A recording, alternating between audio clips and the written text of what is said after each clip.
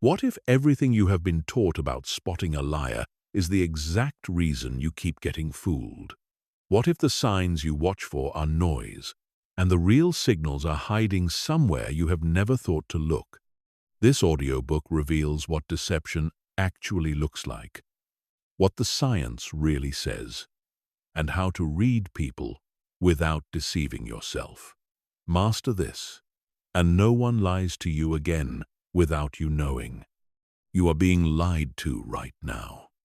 Not by everyone, and not always about things that matter, but constantly, quietly, and in volumes you would find difficult to believe. Researchers who have asked people to keep diaries of their own deceptions find that the average person tells 1 or 2 lies a day, and that most of those lies are told to the people closest to them. Your colleagues shade the truth about deadlines. Your friends shade the truth about why they cancelled. Someone you love has told you something this month that was not true, and you accepted it without a flicker of suspicion. Because that is what human beings do. Here is the part that should genuinely unsettle you. You almost certainly believe you are good at catching this. Most people rate themselves as better than average at detecting deception. They point to a moment years ago when they just knew someone was lying, and they treat that memory as proof of a permanent skill. But when psychologists actually test this ability, under controlled conditions, across hundreds of separate studies and tens of thousands of judgments, the results collapse into something humiliating. The average human being detects lies at a rate barely above chance, slightly better than a coin flip. And the people who are most confident are not the people who are most accurate. That gap between confidence and competence is not a small flaw.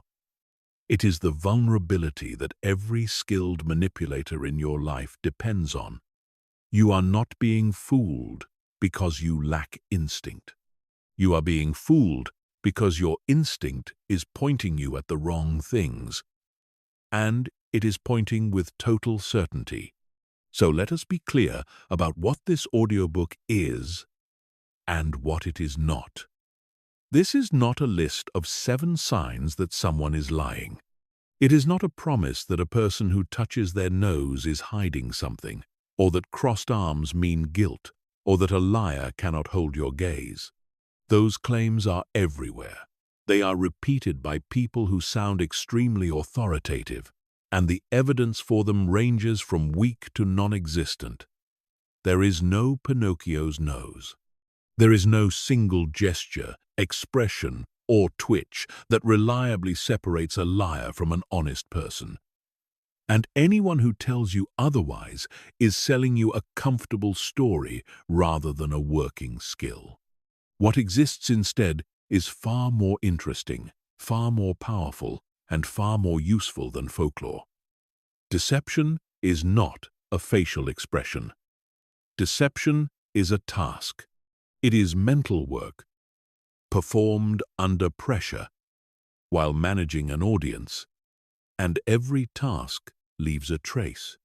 Liars have to invent, monitor, remember, and control, all at the same time, while a truthful person only has to recall.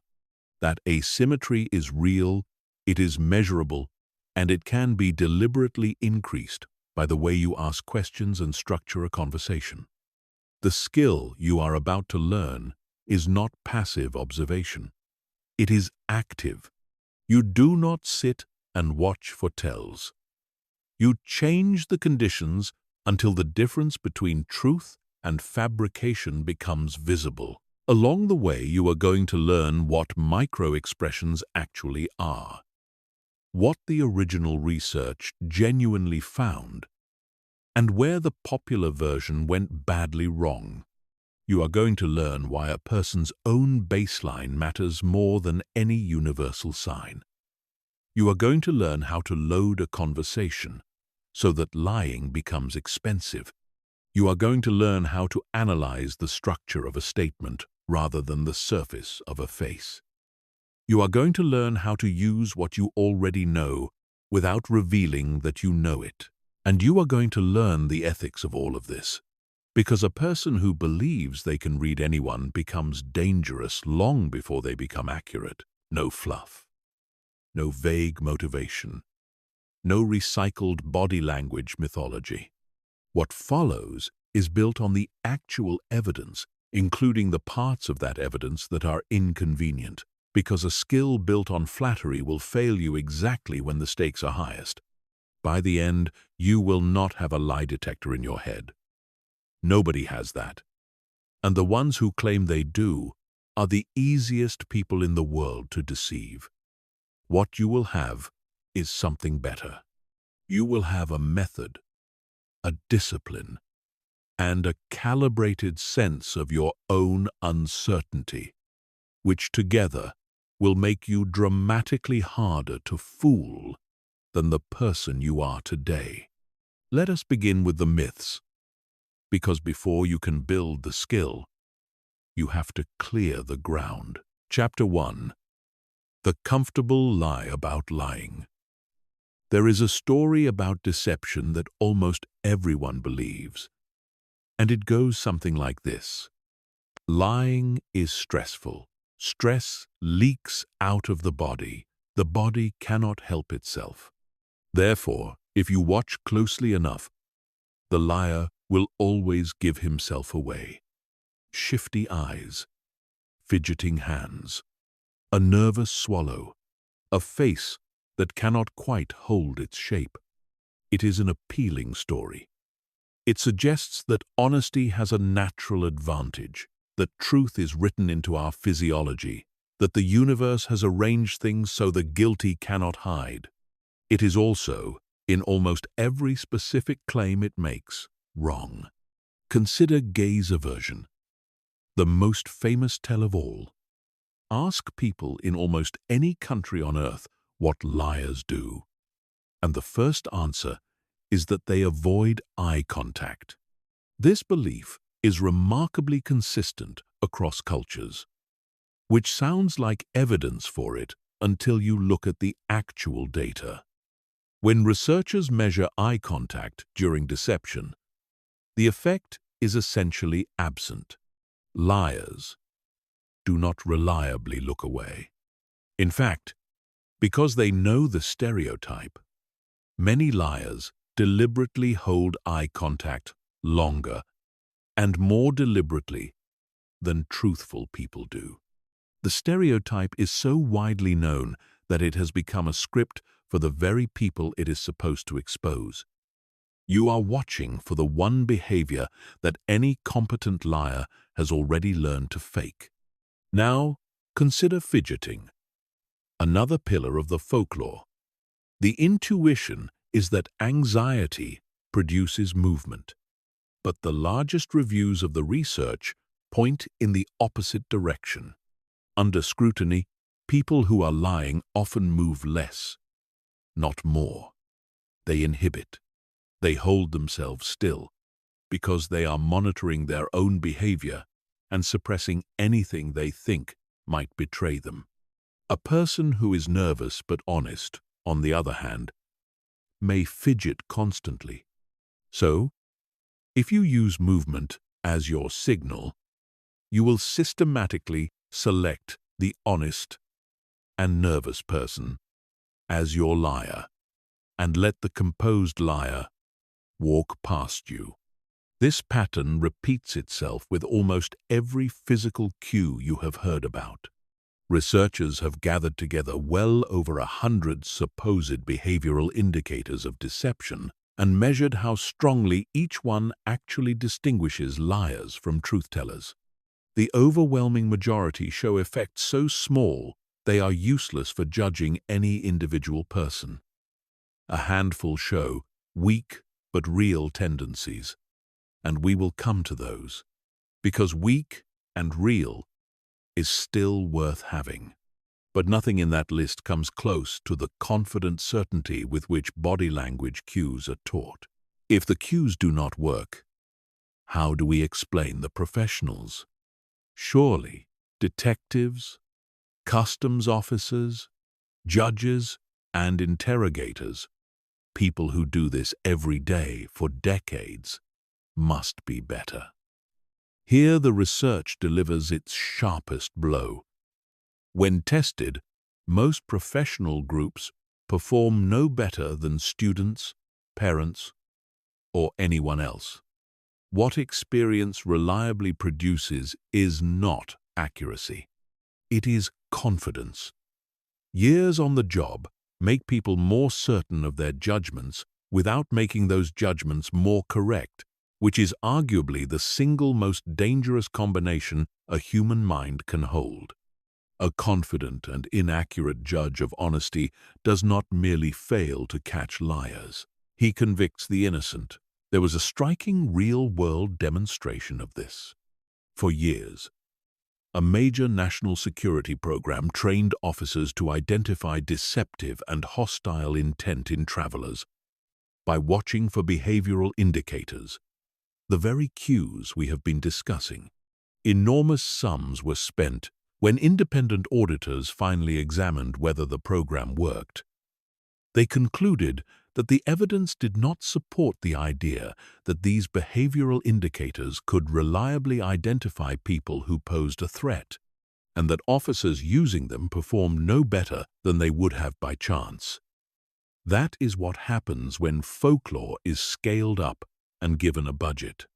So, why does the myth survive? Partly because it is repeated constantly in films, television, and training courses, and repetition feels like evidence. Partly because it gives us a sense of control in situations where we feel vulnerable. But mostly it survives because of how memory works. You remember the times your suspicion was confirmed. You do not remember, and often cannot know, the times you suspected an honest person, or the times you trusted a liar completely. Your feedback is filtered, so that only your successes are visible to you. Any belief protected that way will feel unshakable forever, no matter how false it is. Here is the twist that turns this whole chapter from bad news into an advantage. The myths are not just useless. They are actively exploitable. And right now, they are being exploited on you, every practiced deceiver in your life. From the salesperson to the manipulative partner to the candidate polishing a resume, is managing the exact signals you have been taught to watch. They hold eye contact. They keep their hands visible and still. They lean in. They perform sincerity because they know the script for sincerity, and you have told them the script by believing it so publicly, which means the moment you stop watching the surface, you gain something almost nobody around you has.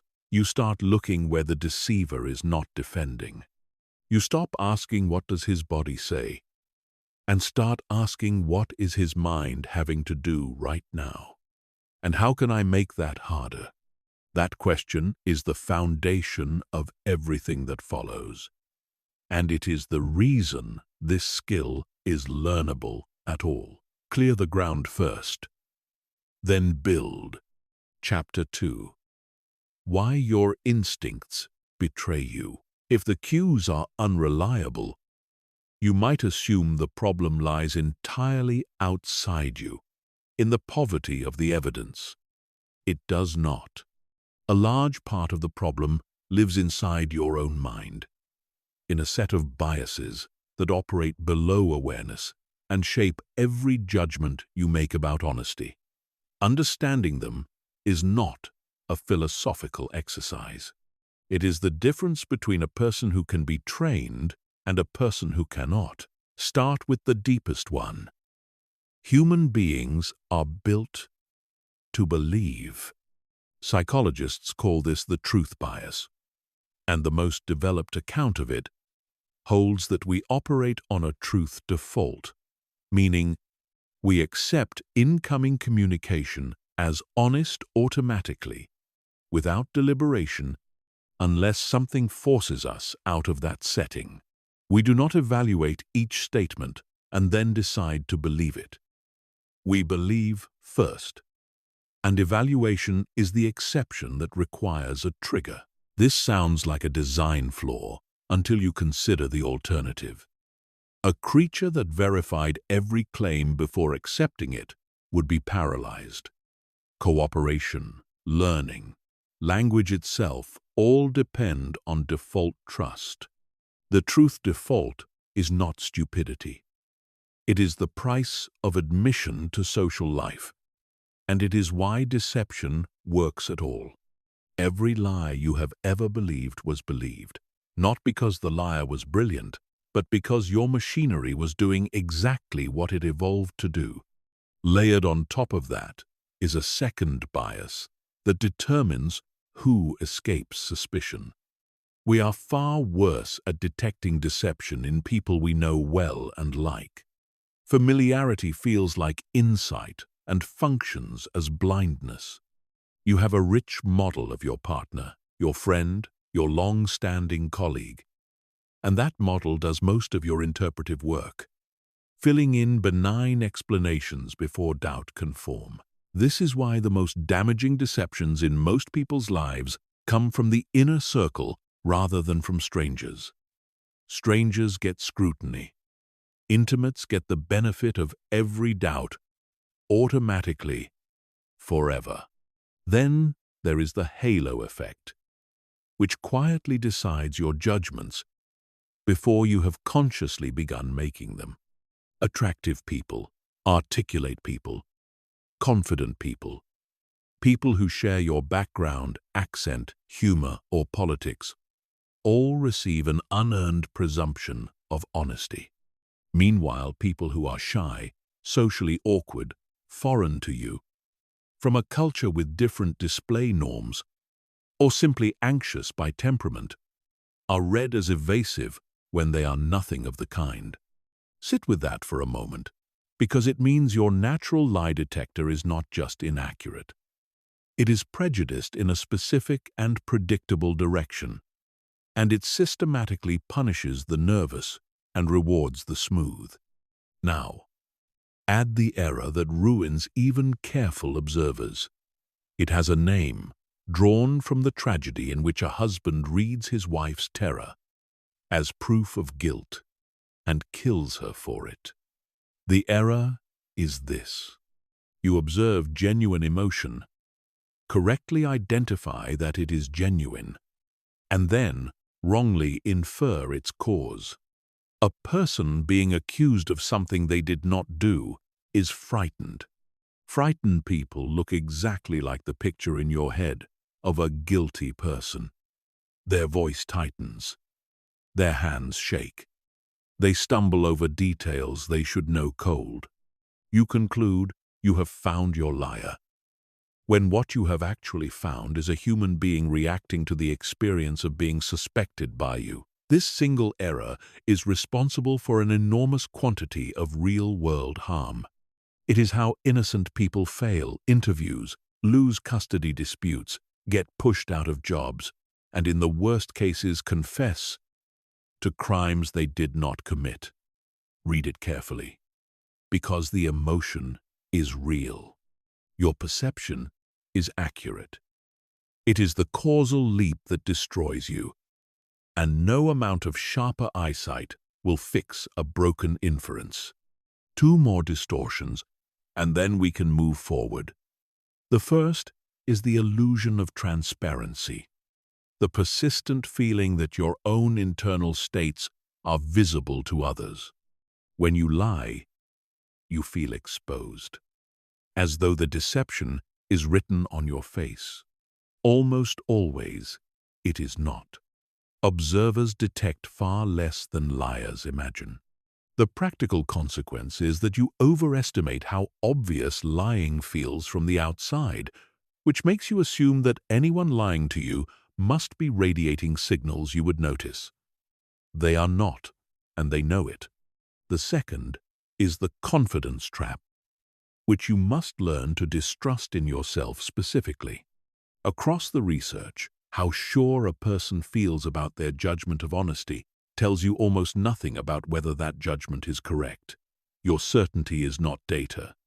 It is a feeling generated by how easily a story came to mind.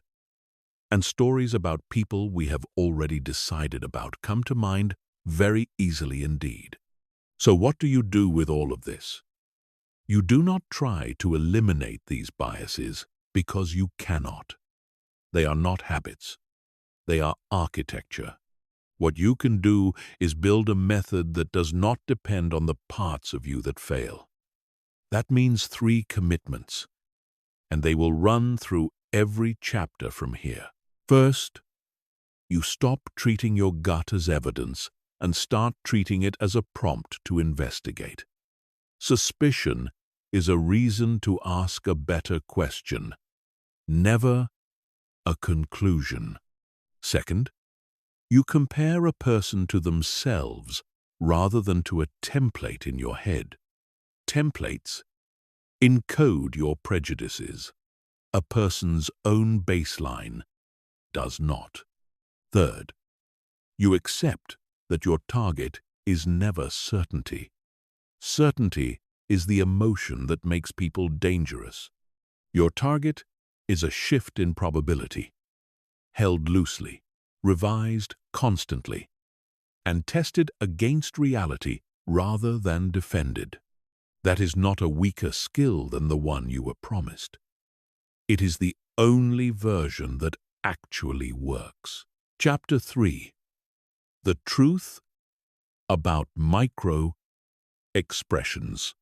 Now we come to the idea at the center of this subject, the one that gave this audiobook its title and made this entire field famous: micro-expressions. Almost everything popular culture has told you about them is a distortion of something real. And the real thing is genuinely fascinating, so let us do the rare and useful work of separating them. Begin with the legitimate foundation. Decades of research established that certain emotional expressions in the human face are highly consistent across cultures. People in wildly different societies, including communities with no exposure to Western media, produce and recognize recognizable expressions for a small number of core emotions: anger, disgust, fear, happiness, sadness, surprise, contempt.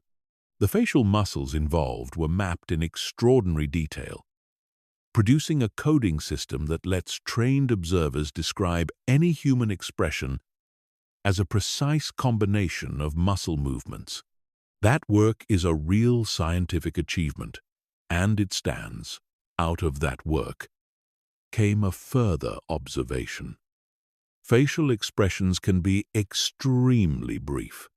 Some last only a fraction of a second, faster than most people consciously register, and they can appear when someone is attempting to conceal or suppress a feeling.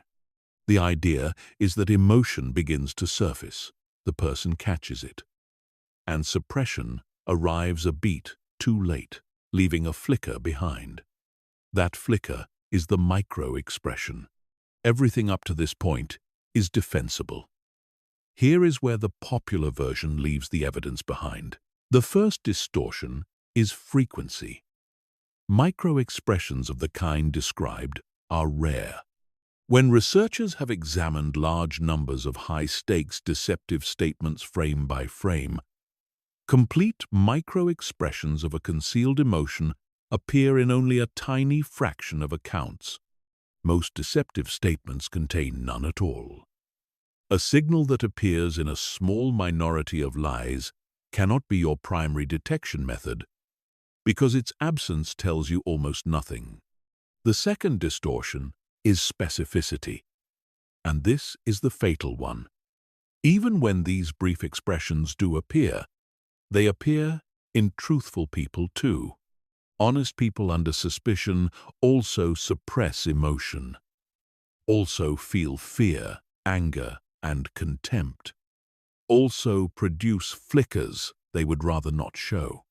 A cue that occurs in both groups does not distinguish between them, no matter how vivid it looks when you spot it. The third distortion is the biggest logical error in the entire field, and once you see it, you will never unsee it. A micro-expression is a signal about emotion. It is not a signal about truth. Suppose you correctly read a flash of fear across someone's face. You have learned that this person is afraid. You have learned nothing whatsoever about whether their statement is accurate. They may fear being disbelieved. They may fear the consequences of a truth that is embarrassing but real. They may fear you. Emotion has many causes, and deception is only one of them. So reading emotion perfectly still leaves you with an inference to make, and the inference is where everyone falls down.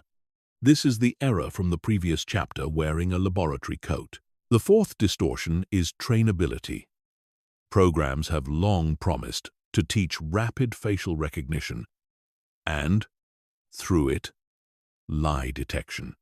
The recognition part can improve with training. The detection part does not follow. Studies of people trained in these programs have generally failed to show meaningful improvement in identifying who is actually lying. And some have found that training increases confidence more than accuracy, which is the worst possible outcome. You end up with a person who is certain, articulate, and wrong, making consequential judgments about other people's honesty. None of this means you should ignore faces. It means you should demote them and use them correctly. So what is the correct use? Treat facial behavior as a source of hypotheses about emotional state, never as a verdict. A flicker of contempt during a discussion of a colleague tells you there is feeling there worth exploring. It does not tell you the account of last Tuesday is false. Use it to decide what to ask about next, not what to conclude. Watch for mismatch in timing rather than presence of expression. Genuine emotional expression tends to arrive with the words rather than after them, and to fade gradually rather than switching off. A smile that appears a full beat after the sentence that should have caused it, holds at a fixed intensity, and then vanishes abruptly, is worth noticing, not because it proves anything, but because it suggests performance rather than experience. Watch for expressions that do not involve the whole face when the situation calls for the whole face. Certain muscles around the eyes are harder for most people to recruit deliberately, which is why a truly delighted expression looks different from a socially produced one.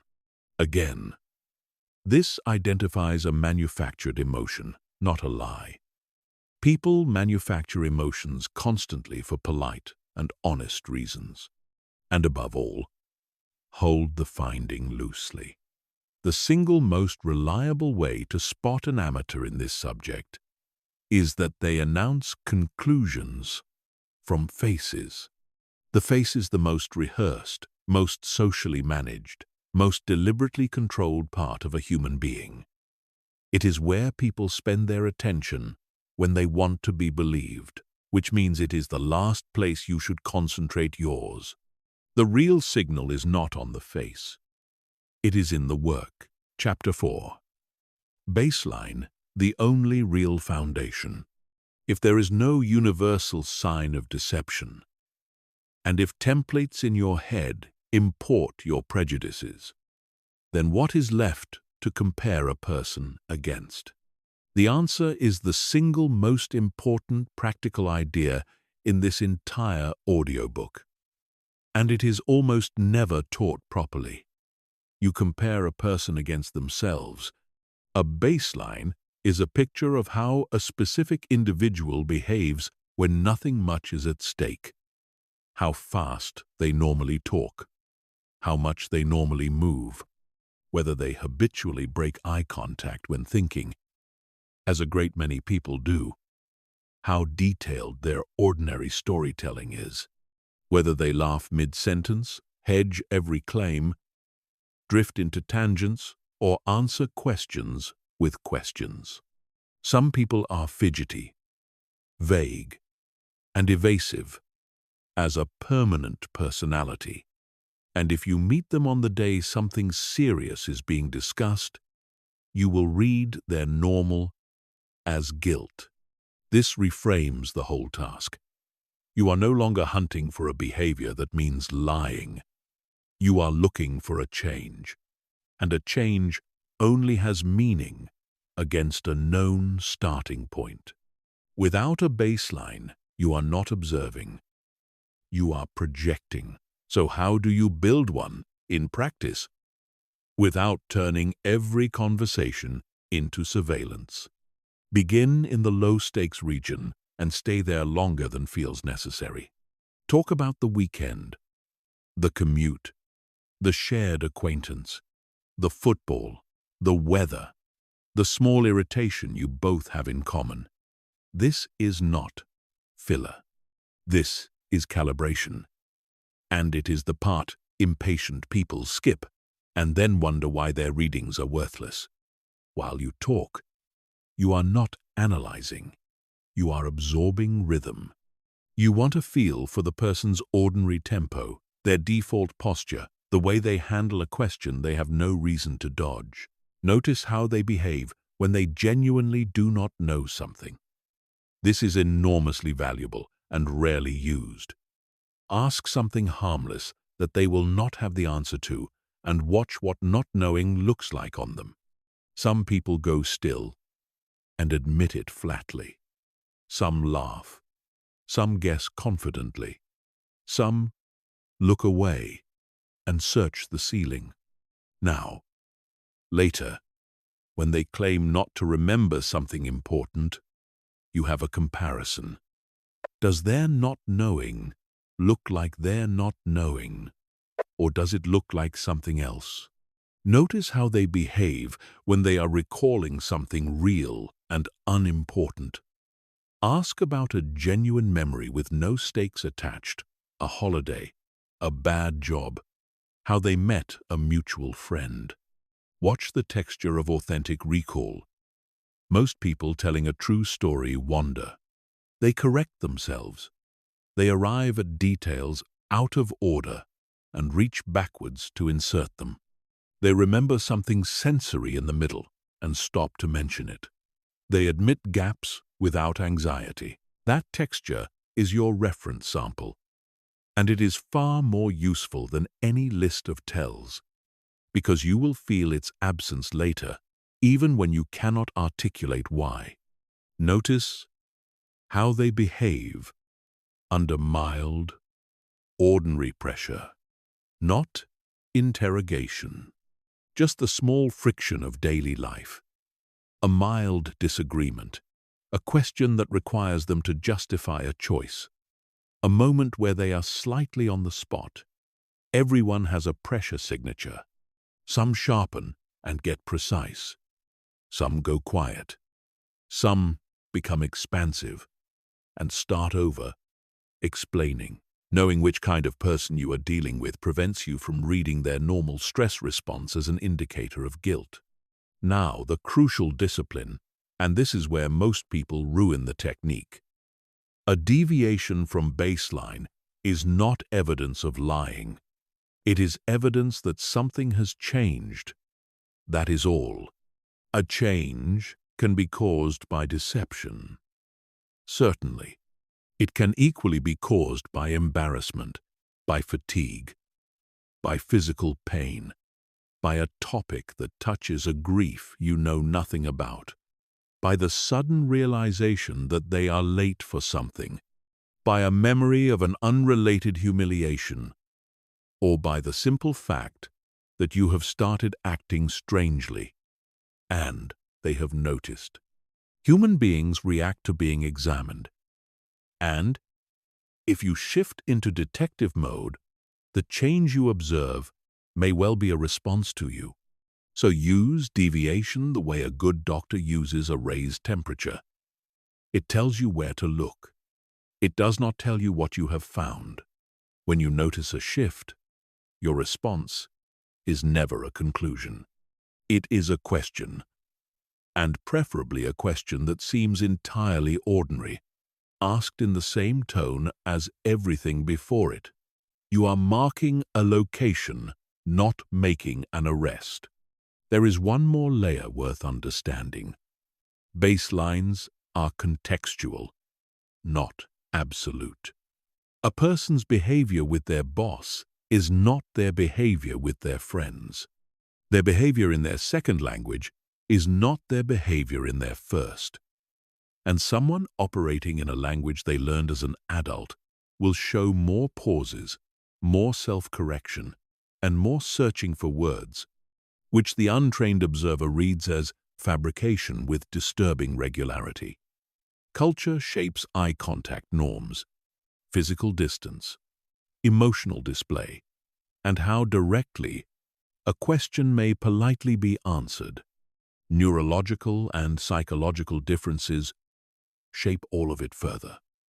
If your baseline was taken in one context and you apply it in another, you have not used the technique. You have used a template with extra steps. Do this properly, and you will notice something strange. You will become calmer in conversations that used to make you suspicious, and more alert in conversations that used to feel fine. That inversion is what competence feels like here. The person who reads people well is not the person scanning for tells. It is the person who knows what normal looks like, and therefore notices, quietly and without drama, the exact moment normal stops. Chapter 5. The Weight of Deception. Here is where this subject stops being observation and becomes something you actively do. Everything so far has been about clearing away error. Now we build the engine. And the engine rests on a single insight that changes everything. Lying is work. Sit with how much work it actually is. A truthful person answering a question about last Tuesday performs one task. They retrieve a memory and describe it. A person fabricating an answer about last Tuesday performs at least 6 tasks simultaneously. They must invent an account that is plausible. They must ensure it is consistent with everything you already know. They must ensure it is consistent with everything they have already told you and with everything they will need to tell you later. They must suppress the true account, which is sitting right there in memory, activated and interfering. They must monitor your reactions to see whether it is landing, and they must monitor their own behavior, because they believe, thanks to the folklore, that their body is about to betray them. That is an extraordinary cognitive burden. And unlike a facial flicker, it cannot be trained away, because it is not a habit. It is arithmetic. The liar has more to do than the truth-teller, always. And the effects of carrying that load are the most robust findings in this entire field. What does a loaded mind look like? Not like the folklore. It looks like scarcity rather than nervousness. Accounts tend to be thinner, with fewer incidental details, because invention is expensive and people invent only what they think is required. They tend to be more linear, moving cleanly from beginning to end, because a constructed story is told in the order it was constructed, while a real memory is stored associatively and gets told in loops and detours.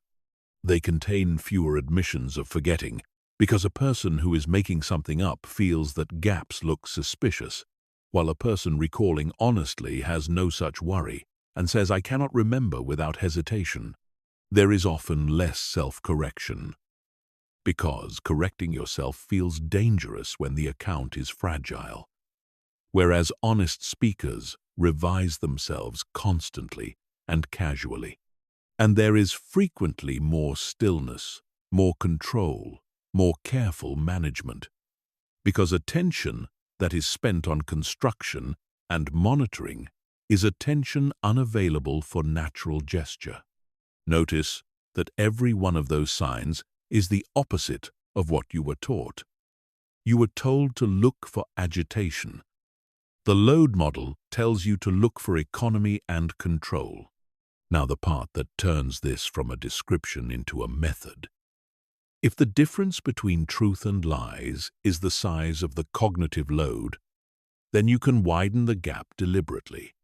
You can make lying harder without making truth-telling harder. And when you do, the difference becomes visible even to an untrained observer. This is the core of the modern approach, and it is the closest thing this subject has to a genuine technique. The first tool is the unanticipated question. Anyone with something to hide prepares. They rehearse the obvious questions. The where were you? The who were you with? The what time did you leave? Rehearsed material is cheap to deliver and gives you nothing, so do not ask the rehearsed questions as your test. Ask the questions no one prepares. What was the layout of the room? Where was the person sitting relative to the door? What did you order and what did they order? How did you get from the station to the building and what did you pass on the way? Who spoke first when you arrived? These questions are trivially easy if the event happened, because they are simply memory. They are expensive if it did not, because they require invention on the spot, consistent with everything already said, under time pressure, with you watching. The gap between a person who answers these smoothly and a person who suddenly slows, generalizes, or becomes irritated at the irrelevance of your questions is far larger than any gap you will ever see on a face. The second tool is reversal. Ask someone to tell you what happened backwards, starting from the end. Genuine memory can be traversed in either direction, awkwardly but successfully, because it is a structure rather than a script. A fabricated narrative is a sequence, and running a sequence in reverse is close to impossible while also maintaining consistency and composure. Use this sparingly and gently, because it is conspicuous. And if it feels like a test, you will get the reaction to being tested rather than the reaction to the question. The third tool is drawing and detail requests that force spatial commitment. Ask a person to sketch the arrangement of a place, or to walk you through it in space rather than in time. Spatial detail is the thing invention most reliably neglects, because a liar builds a story and not a world. A true account has a geography behind it that the speaker can move around in. A false one has only the parts that were needed. The fourth tool is patience with silence, and it is free. When an answer arrives, do not fill the space after it. Say nothing. Look mildly interested. A truthful person, having answered, is generally content to stop and will wait comfortably or ask you something. A person managing a fabrication often experiences the silence as a judgment and begins to extend, elaborate, justify, or repeat, adding material they did not intend to add. You have not asked a question. You have simply declined to rescue them from the pause. And the load did the rest. The fifth tool is sequencing, which multiplies the effect of the other four. Ask the open question first, and let them commit to a full account before you narrow. Never lead with your specific doubt, because A specific question tells them exactly which part of the story needs defending, and a competent deceiver will then defend only that. Broad first, then narrow, then unanticipated, then silence.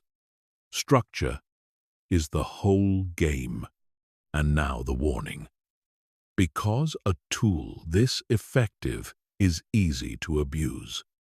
Increasing cognitive load increases pressure on everyone in the room, not only on liars.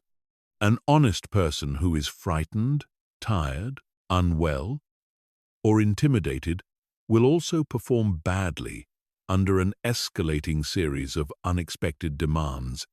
And if you push hard enough, you will manufacture exactly the picture of guilt you were looking for. That is not detection. That is construction. And it is how false confessions are produced by people who believed absolutely that they were investigating. So carry the technique with a light hand. Ask ordinary questions in an ordinary voice. Stay warm. Do not perform suspicion. The load does the work only when the person does not know it is being applied. And the moment they feel accused, everything you observe from that point onward is a reaction to you rather than information about the truth. Chapter 6. The architecture of a true story. Stop watching the person for a moment and start listening to the story itself. This is the shift that separates people who are genuinely good at this from people who merely believe they are. Because while faces are rehearsed and bodies are controlled, the internal structure of an account is extremely difficult to fake convincingly. Not impossible. Difficult. And difficulty is all you ever get in this subject.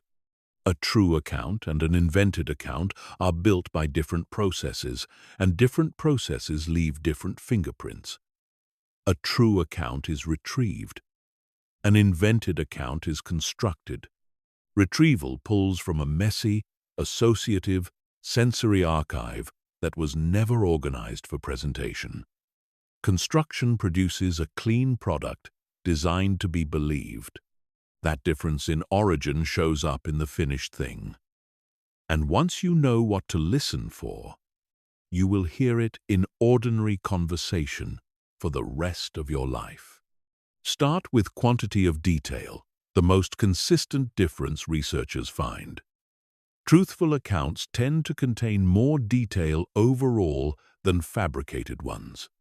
This runs against intuition, because we imagine liars embroidering wildly.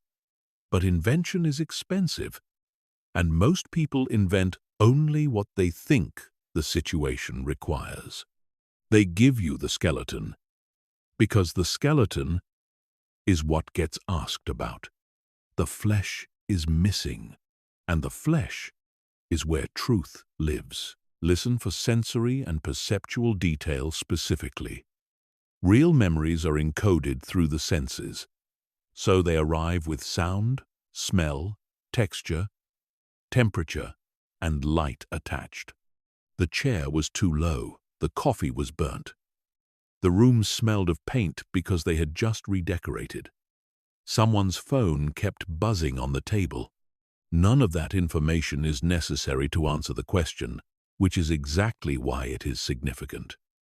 Fabricated accounts are made of facts. Remembered accounts are made of experience. Listen for spatial detail, which is the most neglected element of all. A person recalling something real can place things in space. They know who sat where, what was behind them, how far away the door was, which direction they walked.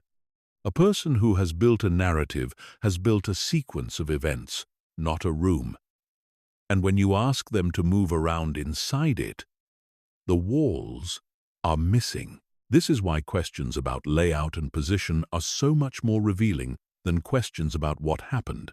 Listen for temporal detail. meaning the ordering of events relative to one another rather than by the clock. Real memory says the phone rang while I was still looking for my keys, and I remember because I had to put the bag down. Constructed accounts tend to give you a tidy sequence with nothing overlapping, because overlap is a complication, and complications are hard to invent. Now listen for structure.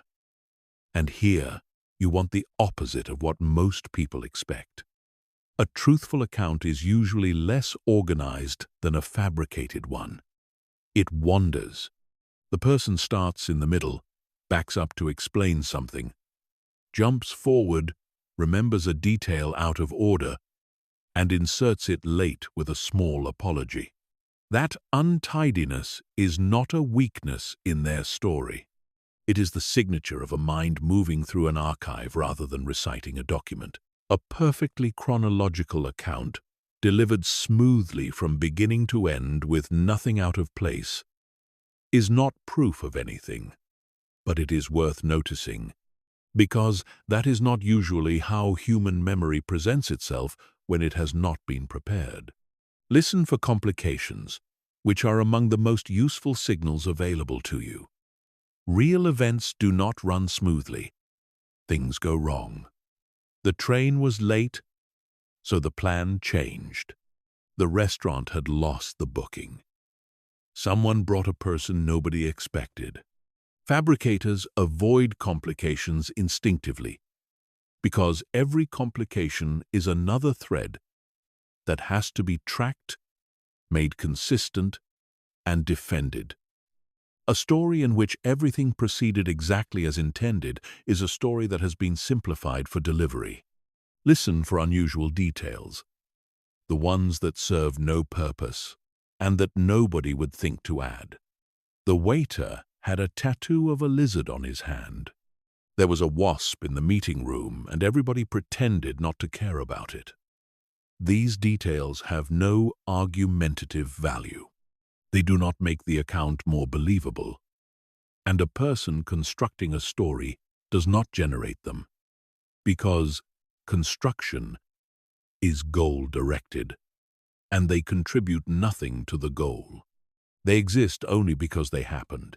Listen for reproduced conversation, spoken as speech rather than summarized. There is a real difference between "she told me she was unhappy about the deadline" and "she said, 'Look, I cannot do this by Friday.' And I said, 'Fine. Then tell me what you can do.'" Real memory stores fragments of actual language and plays them back. Fabrication summarizes, because inventing dialogue on the spot is difficult and risky. Listen for spontaneous corrections and admissions of ignorance. A person recalling honestly will interrupt themselves. "No, wait. That was Thursday, not Wednesday, because Wednesday I was still away." They will also say, "I do not remember," without any apparent anxiety, because a gap in memory carries no threat when you are simply reporting. Fabricators do both of these things less.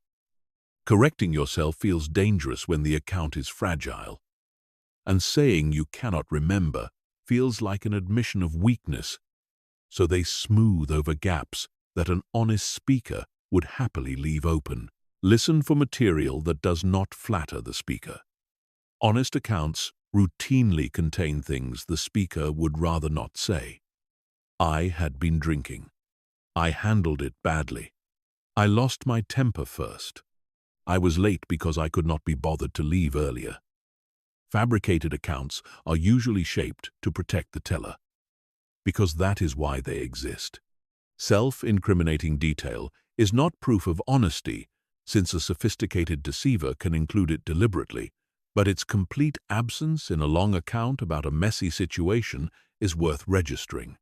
And now the most practical listening test of all, and if you only remember one technique from this chapter, remember this one. Listen for whether the details can be checked. There is a clean asymmetry here that most people never exploit. A truthful person has an enormous supply of verifiable detail available to them, and no reason to avoid it. They were with 3 named people. They paid by card. They took a train with a specific time on the ticket. Their sister called them halfway through. The building has cameras. A person inventing an account faces a horrible dilemma. If they provide checkable detail, they can be caught by evidence they cannot control. If they provide only unverifiable detail, their story is thin. So they tend, without realizing they are doing it, toward details that cannot be tested. I went for a walk. I was on my own. I did not speak to anybody. I paid cash.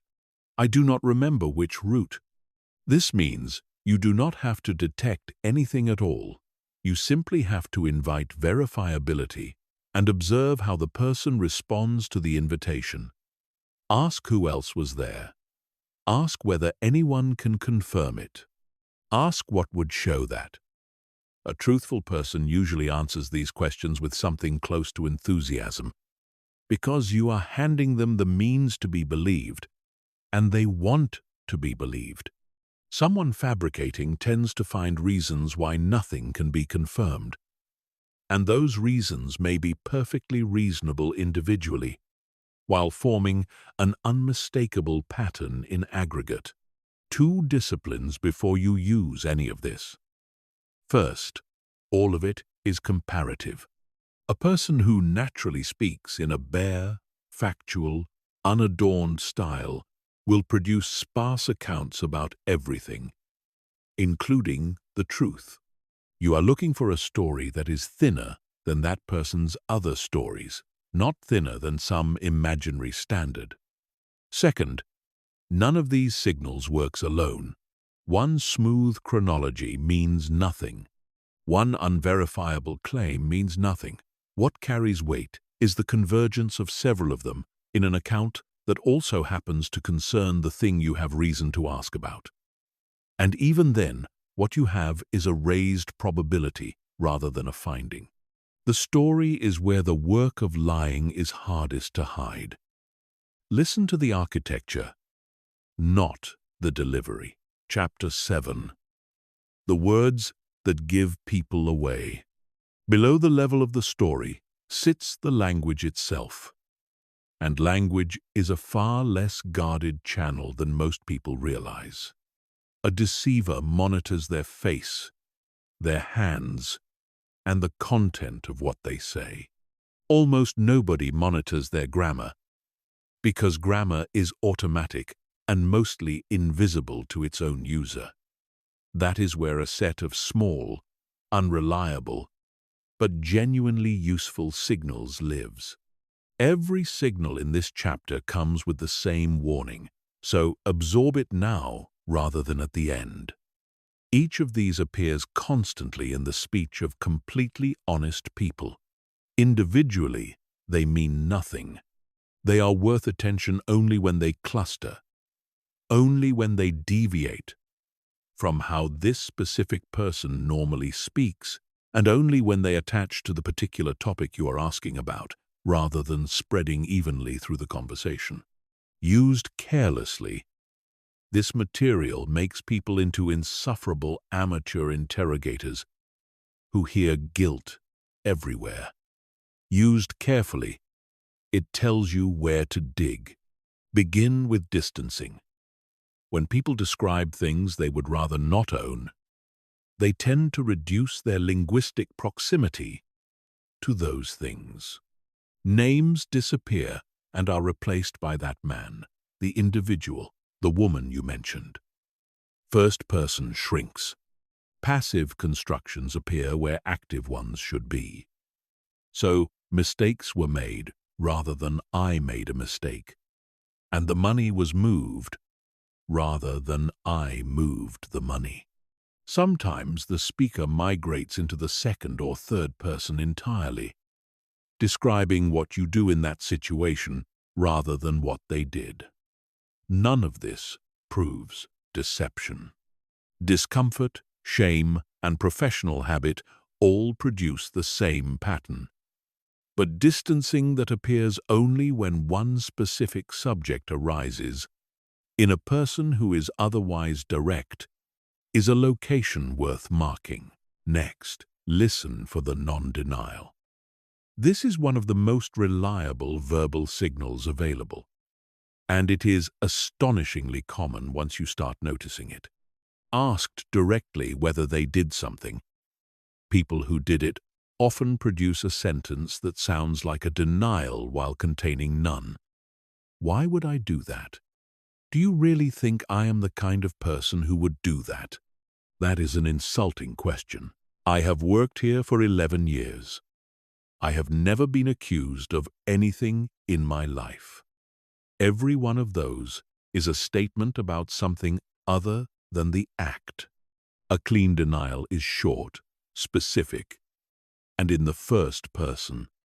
No, I did not take it. Its absence, especially when the person is articulate and clearly capable of producing one, is meaningful. Listen for whether the denial ever actually arrives, and notice how often the conversation moves on as though it did. Related to this is the difference between convincing you and telling you. Watch for people who work to persuade rather than to inform. They tell you what kind of person they are. They remind you of their reputation. They express indignation. They appeal to your relationship. All of that is argument. And argument is what people reach for when the facts are not going to do the job. An honest person under suspicion usually keeps returning to the facts, sometimes with frustration, because the facts are what they have. Listen for hedging that arrives selectively. To the best of my recollection, as far as I am aware, I believe, basically, honestly, to be completely truthful with you. Many people speak this way constantly, and it means nothing whatsoever. What matters is a sudden bloom of qualification around one topic in a person who is otherwise plain-spoken. Notice also the emphatic honesty markers, the "to tell you the truth, and I swear to you," which have the curious property of drawing attention to the very quality being asserted. Again, common in honest speech, notable when they spike. Listen for the question repeated back to you. Where were you on Tuesday evening? Where was I on Tuesday evening? That repetition serves a purpose, and the purpose is time. It costs a second or two, and a second or two is a great deal when you are constructing.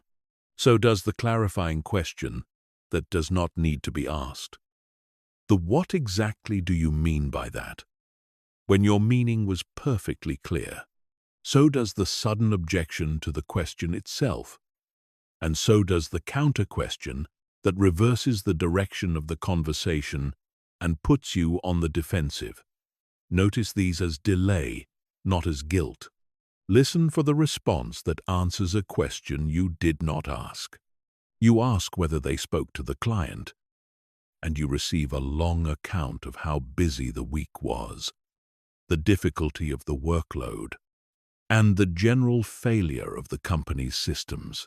This is not evasion in the dramatic sense. It is usually the sound of a person who does not want to state something and is filling the space with true material until the moment passes. When you notice it, the correct move is not confrontation. It is simply asking the original question again, in the same friendly tone, as though you had not quite heard the answer. Watch what happens the second time. Listen for changes in tense that should not occur. A person recounting a real past event stays in the past. When someone narrating a past event drifts into the present tense at a particular point, so I am standing there and he comes in, it may mean nothing. since many people tell stories that way for vividness. But an unexplained shift that occurs only at the pivotal moment of an account, in a speaker who is otherwise consistent, is a marker worth remembering. Listen for over-precision and over-preparation. Most people cannot tell you what time they left the house 11 days ago, and do not pretend they can. An answer that arrives with unnatural exactness, especially about a moment nobody would ordinarily have logged, suggests the answer was prepared. The same goes for accounts that are word for word identical on the second telling. Real memory produces the same story with different words. A memorized account produces the same words. Listen to how the words are delivered as well as which ones they are. Because the mechanics of speech are less controllable than its content.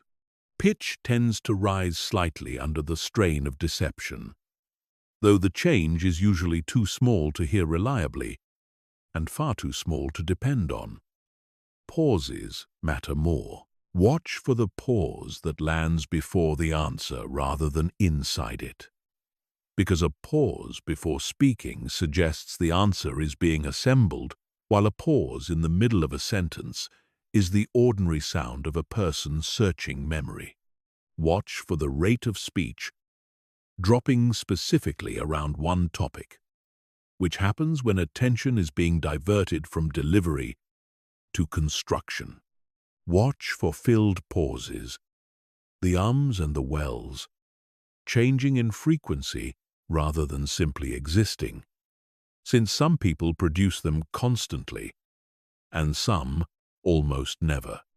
And watch for the answer that arrives too fast, faster than the question could reasonably have been considered, because instant answers to questions nobody could have anticipated are answers that were waiting. All of these are weak signals, and all of them are heavily contaminated by personality, tiredness, caffeine, and the simple discomfort of being asked anything at all. Their value is not in any single occurrence. It is in noticing that a person's manner of speaking changed when a particular subject entered the room, and then quietly finding out why. Listen, finally, for what happens at the edges of the account rather than in the middle. The middle is where the preparation is concentrated. The edges, the before and the after. The how did the evening end? The what did you do next? The who did you speak to about it afterwards? Are far less likely to have been rehearsed, and the change in fluency when you move from the prepared center to the unprepared periphery is often much more informative than anything in the story itself. Now put all of it in its proper place. These verbal signals are not a lie detector. They are a map of where the friction is. You are looking for the place in a conversation where the language changes character, and you are using that observation to decide what to ask next. The conclusion never comes from the words. It comes from what the words led you to check. Chapter 8. Using what you already know. Most people do the single most self-defeating thing possible when they suspect they are being lied to. They reveal what they know immediately in the form of an accusation. They lead with the evidence because holding it feels dishonest and because there is a powerful emotional pull toward the moment of confrontation. And in doing so, they hand the other person everything they need. Think about what you actually give away when you open with your evidence. You tell them exactly which part of their story is in danger. You tell them the boundaries of your knowledge, so they can construct an account that fits inside it. You tell them where the gaps are, and a competent deceiver will fill those gaps with something unfalsifiable. And you convert a situation in which they had to guess what you knew into one in which they simply have to explain one specific fact. That is not an interrogation. That is a briefing, and you delivered it. The alternative is a discipline, and it is the most powerful single technique in this entire subject. You hold what you know. You let them commit. Then you check. Here is the logic. A person who does not know what evidence exists must make decisions blind. If they lie, they must guess which details are safe. Every sentence they produce is a bet placed against information they cannot see. And once they have committed to a full account, in their own words, at length, they are locked in. Statements made freely are difficult to retreat from, because retreating requires explaining why the first version existed. The contradiction between what they said and what you already knew is the finding, not their face while they said it. The contradiction, so the sequence is deliberate and it never varies. First, gather. Get the fullest possible account before introducing anything you know. Ask open questions. Let them talk without interruption. Encourage more with nothing more than attentive silence and small prompts. What happened next? Tell me more about that part. This is not passivity. Every additional sentence is another commitment, and you want as many as you can get. Second, close the exits, gently and without any hint of what you are doing. Ask the questions whose answers your evidence bears on, but ask them as though they were routine.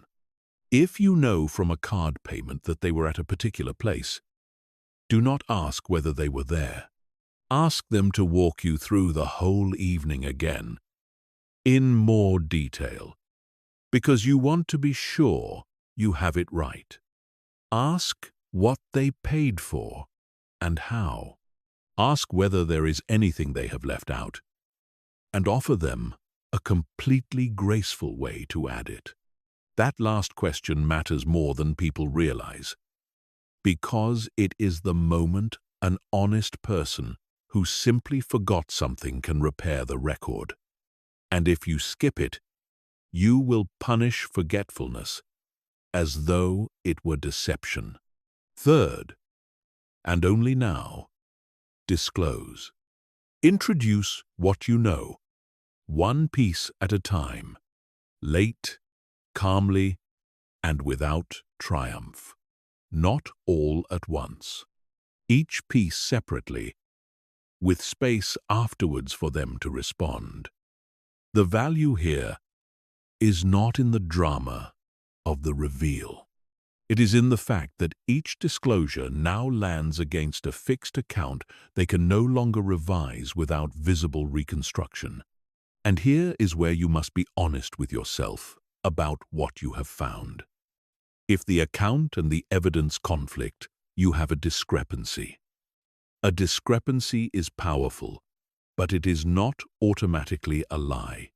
People misremember dates constantly. They compress two events into one. They are wrong about the order of things. They forget an entire errand they ran 3 weeks ago. The right response to a discrepancy is a question, not a verdict. Help me understand this, because I have something here that does not match. Say it without edge and watch what happens next. An honest person who has made a mistake typically becomes curious and starts working the problem with you, trying to reconcile it. Someone who has been caught tends to do something different. They revise the account to accommodate the new fact, and the revision arrives smoothly and immediately, as though it had always been there. That second pattern, the seamless accommodation, is one of the most informative things you will ever observe. Watch specifically for how quickly a person's history rearranges itself around new information. Genuine memory resists correction and produces confusion. Fabrication updates on contact. Now the boundaries, and these are not optional. Never invent evidence you do not have. Bluffing about proof is common, it feels clever, and it is genuinely dangerous. It produces false admissions, especially from young people, from anyone who is frightened or exhausted, and from anyone who has come to trust your judgment more than their own memory. There is a long and well-documented history of people confessing to things they did not do after being told evidence existed that did not exist. Whatever you are trying to resolve, you do not want an answer that was manufactured by your own bluff, because you will never be able to tell it apart from the real thing afterwards. Never reveal how you know something when you can avoid it. Sources dry up, and the moment a person understands your channel of information, they root around it. Never treat a single discrepancy as a conclusion. One inconsistency in a long account is normal. Human memory is reconstructive, unreliable, at the edges, and worse, under stress. What is meaningful is a pattern of inconsistencies that all point the same direction, all sit on the topic in question, and all resolve in the speaker's favor. And never let the pleasure of catching someone become your motive. The moment you want the person to be lying, you have stopped investigating and started prosecuting. And you will find what you want to find, because that is what people always do. Held evidence is a quiet, patient technique. It has no drama in it, which is exactly why it works. Chapter 9. Owning the conversation. Everything you have learned so far depends on one condition that almost nobody thinks about. You have to get a full, relaxed, unguarded account out of the other person in the first place. All the analysis in the world is useless when applied to 3 defensive sentences. So the real skill, the one that determines whether any of this works in practice, is not observation at all. It is the ability to run a conversation in which people talk freely, at length, without knowing they are being assessed. This means unlearning the most cinematic instinct you have, the interrogation you have seen 1,000 times on screen, the pressure, the accusation, the raised voice. The demand for an answer is not just ethically ugly, it is technically incompetent. It produces less information, worse information, and a person too guarded to reveal anything of use. Research comparing approaches consistently finds that building rapport gets more out of people than confrontation does, including with the most serious and most motivated subjects imaginable. Warmth is not softness. Warmth is method. So begin by deciding deliberately that you will not signal suspicion. This is harder than it sounds, because suspicion leaks. It leaks in your posture, in the flattening of your voice, in the sudden formality of your questions, in the way you stop offering anything about yourself. The moment a person feels assessed, 3 things happen at once, all of them bad for you. They become careful, so their language stops being spontaneous. They become anxious, so you now have stress in the room that you caused and cannot separate from any other stress. And they start managing you rather than answering you. Your suspicion contaminates the very sample you are trying to take. Choose the conditions where you can. Privacy, but not intensity. Side by side is better than face to face, which is why difficult conversations go better in a car or on a walk than across a table. Time without a visible deadline. Because a person who knows the conversation ends in 10 minutes will give you the compressed version, and the compressed version has no texture in it. Nothing dramatic, nothing announced. The best conversations of this kind never feel like conversations of this kind. Then open as wide as you possibly can. The first question should be an invitation, not a target. Tell me about how the project went. Talk me through the whole evening. Walk me through what happened. From wherever you think it starts. An open invitation does several things simultaneously. It produces volume, and volume is raw material. It reveals what the person chooses to include and exclude before you have signaled what you care about. And it forces anyone who is fabricating to commit to structure without knowing which part will be examined. Then, and this is the discipline almost everyone fails, do not interrupt. Not to clarify, not to correct, not to ask the obvious follow-up, not even to make an encouraging noise that changes their direction. Interruption is how untrained questioners destroy their own material. Every interruption hands control back to you, shortens the answer, and lets the speaker off the hook of having to keep going. Let them finish. Then let the silence sit for a beat longer than is comfortable. And watch what they add to fill it. Use minimal prompts to extend rather than redirect. What happened next? And then, tell me more about that. You said the meeting was strange. Say more about that. Notice that none of these introduce new content. They simply refuse to end the topic, which keeps the person producing while you keep learning. Only when the account is complete do you narrow. Now you go back through it and open specific sections, still without signaling which section matters. Take them back to the beginning. Ask for detail in 3 or 4 places, not one, so that the place you actually care about is not conspicuous. Mix your unanticipated questions in among ordinary ones. If you ask for spatial detail about only the critical 20 minutes, you have announced the 20 minutes.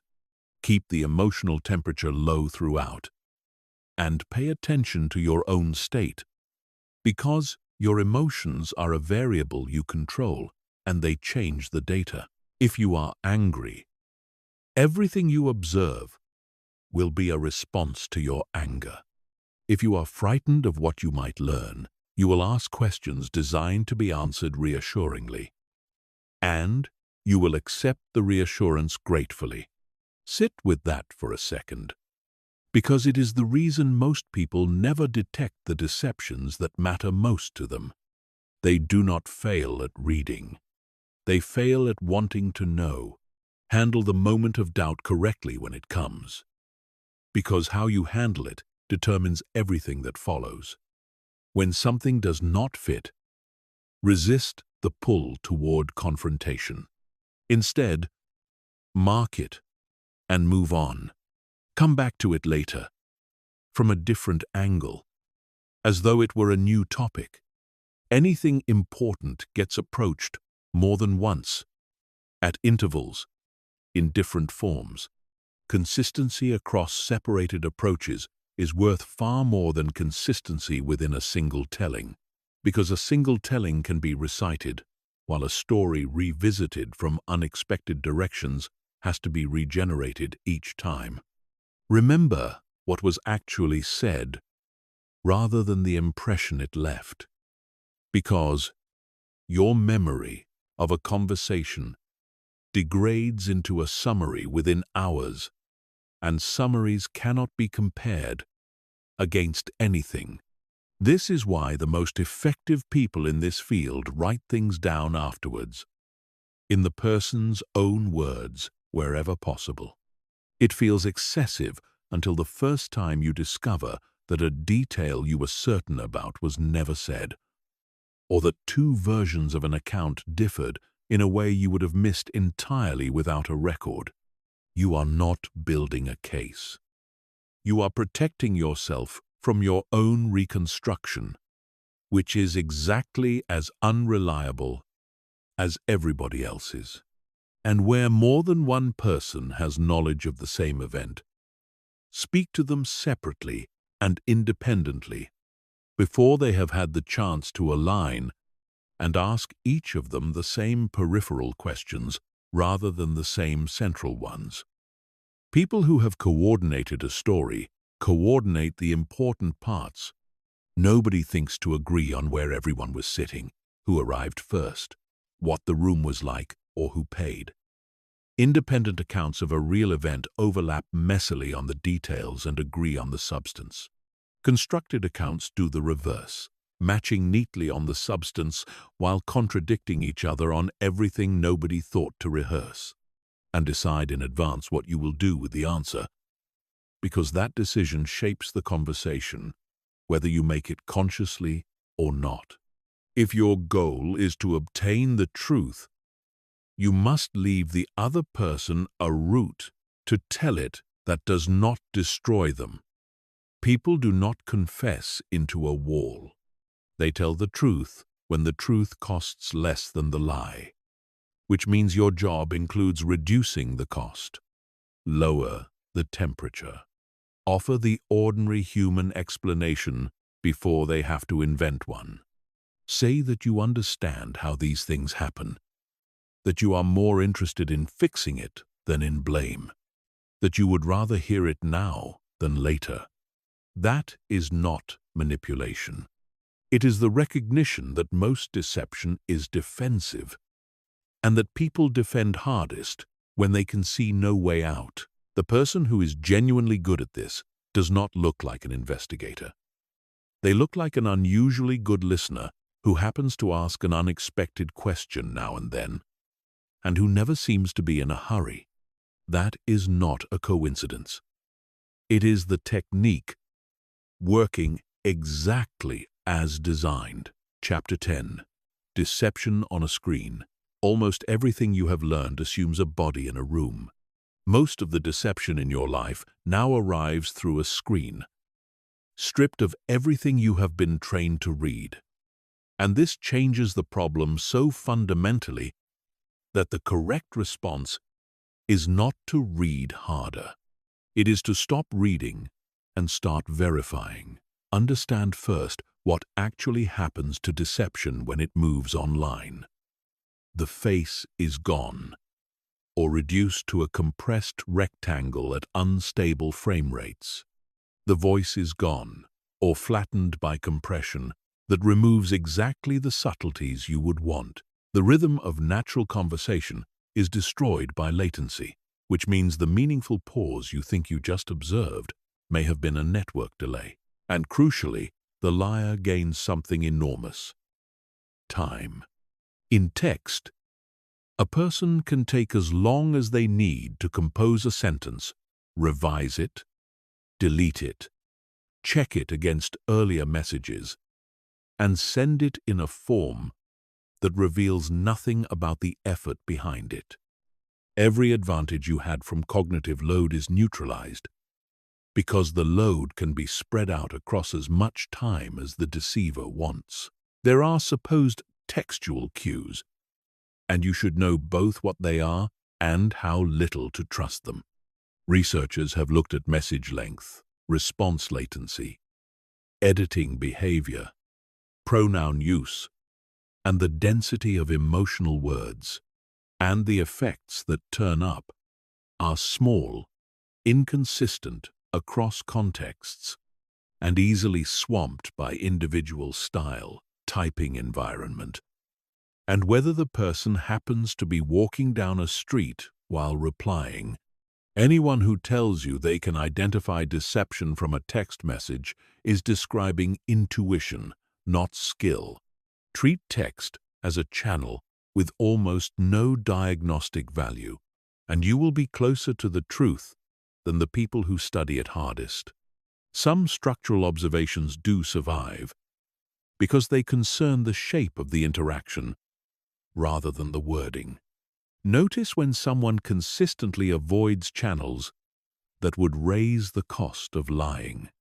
Someone who will message endlessly but never speak, never appear on video, never meet, and always has a reason, is not necessarily deceiving you, but they are systematically avoiding every channel in which deception becomes harder. And that pattern is information. Notice when answers to specific questions arrive slower and vaguer than answers to general ones, in a person whose replies are otherwise instant. Notice when a story exists only in a place where you cannot check it. But the real move online is verification, and it is available to you at a level no previous generation had. This is the compensation for losing the face. You can no longer read the person, but you can check almost everything they claim, cross-reference across sources that the person does not control together. A claimed employer, a claimed qualification, a claimed history, a claimed name. Look at whether accounts have a plausible history or appeared recently.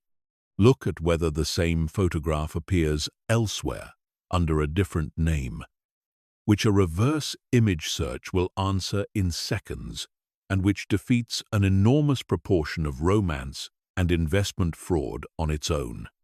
Look at whether claims made to you match claims made in public. None of this is clever.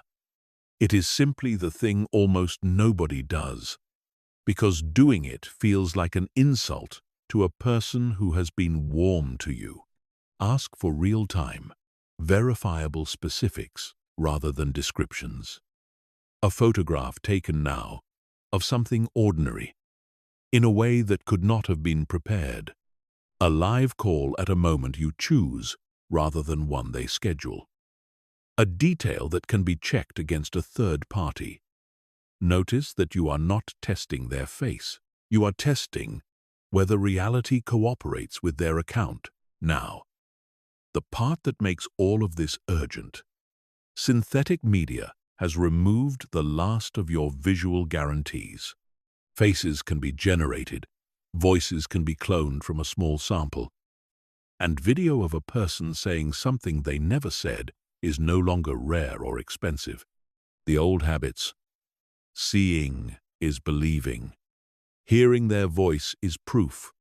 Are actively dangerous now. Do not try to detect the fake by looking harder at it. Detection by eye is unreliable and getting worse every year.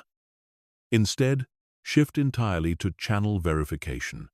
If you receive an urgent request through one channel, confirm it through a different one, using contact details you already had, rather than any provided in the message. That single habit, confirming through an independently known channel, defeats the overwhelming majority of impersonation, including the ones that use a voice you recognize perfectly. And learn the shape of the scripts, because online deception at scale is not improvised. It runs on patterns, and patterns are far easier to recognize than lies. Watch for intensity that outpaces the relationship, affection or trust arriving faster than any real acquaintance would produce it. Watch for the manufactured emergency that requires a decision now. Watch for the request to move the conversation somewhere with fewer protections. Watch for gradual isolation from the people who would tell you to stop. Watch for an opportunity that is available only to you and only briefly. Watch for any situation where the resolution to a crisis is a payment. And watch especially for the pattern in which small requests succeed before large ones arrive. These signatures are visible from a distance, and they do not require you to read anyone at all. There is one further asymmetry online that works in your favor if you use it. Deception at scale is cheap to send and expensive to defend, which means the people running it cannot afford to be flexible. They are working from a script, handling many targets at once, and they need each interaction to follow a path. So do something a scripted operation cannot easily absorb. Introduce a specific, harmless irregularity. Refer to something that did not happen and see whether they agree with it. Ask a question that only someone actually in the claimed situation could answer without pausing. Change your own timing. Respond at an unexpected hour, or ask about a detail from 3 exchanges earlier. Genuine people handle irregularity casually because they are simply present in their own life. A scripted operation either ignores the irregularity entirely, absorbs it smoothly in a way that reveals nothing, or produces a response that does not quite match the thing you actually said. Here is the summary that should replace every instinct you brought to this chapter. Offline, you read behavior and verify what you can. Online, you verify first and treat behavior as almost worthless. The screen has taken away the channel you were trained on and handed you a research library instead, and the people who get hurt are almost always the ones who kept trying to use the old skill in a place where it does not function. Chapter 11. When the stakes are highest. Everything you have learned so far has been general. Now it goes to work in the places where being deceived carries a real price. And the first thing you need to understand about those places is that the deception you should be worried about is almost never a bold, outright lie told to your face. It is an omission. It is a technically accurate sentence engineered to leave a false impression. It is a claim that was true 18 months ago. It is a number presented without the context that would ruin it. High-stakes deception is rarely dramatic, and this is exactly why people who are watching for a nervous face miss it entirely. Consider hiring, where deception is close to universal at low levels and catastrophic at high ones. Surveys of job applicants routinely find that a large proportion admit to misrepresenting something, and the misrepresentations follow predictable shapes. Dates get stretched to cover gaps. Team achievements become personal ones. Job titles get upgraded to the version the person felt they deserved. Responsibilities are described in the language of the level above. Skills are claimed at a level of fluency that will collapse under a single practical task. Notice that almost none of that is detectable by observation. A candidate describing an inflated version of their own work is not fabricating an event. They are shading emphasis. And shading emphasis produces no cognitive load worth measuring, because most of what they are saying is true. This is why interviewers who pride themselves on reading people are so consistently wrong, and why unstructured interviews, the friendly conversational kind, where the interviewer forms an impression, are among the weakest predictors of performance that exist. What they mostly measure is whether the interviewer liked the person. So replace reading with structure. Ask every candidate the same questions in the same order, so that you are comparing them against each other, rather than against your mood. Ask about specific past events rather than general capabilities, because a general claim costs nothing to make while a specific account has a texture you have already learned to hear. When someone tells you they led a project, do not evaluate their confidence. Take them into the project. Who else was on it? Who did what? What went wrong? Who disagreed with the approach? And what did they say? What would you do differently? What did it cost? A person describing work they actually did produces the messiness of real experience. Complications, other people with names and opinions, decisions they now regret. A person describing work they observed or inflated produces a clean summary in the language of achievement.